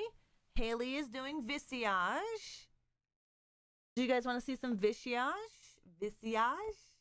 No, she doesn't mind at all. That's exactly how it starts. Thank you, Mischief Maker, for sacrificing Night Jammy's soul to the Horde. Thank you, thank you. You haven't seen Moo in a while? Let's do Visage. So we can either do Just Dance 2020 or Visage. Can you stop? Yeah. You're in with Dahi? Visage? Visage. All right, Visage it is. Visage. Haley Dawn. We haven't rated Haley Dawn in a while, so I'm going to go try to find this lady. Haley is really awesome.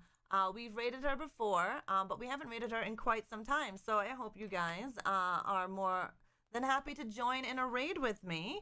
I love your faces. Have a great rest of your weekend. Mwah. And I will slash each and every one of you later. Just wait for the raid command and we can go in and I will host and you guys can spam the shit out of it. Hi, Bala.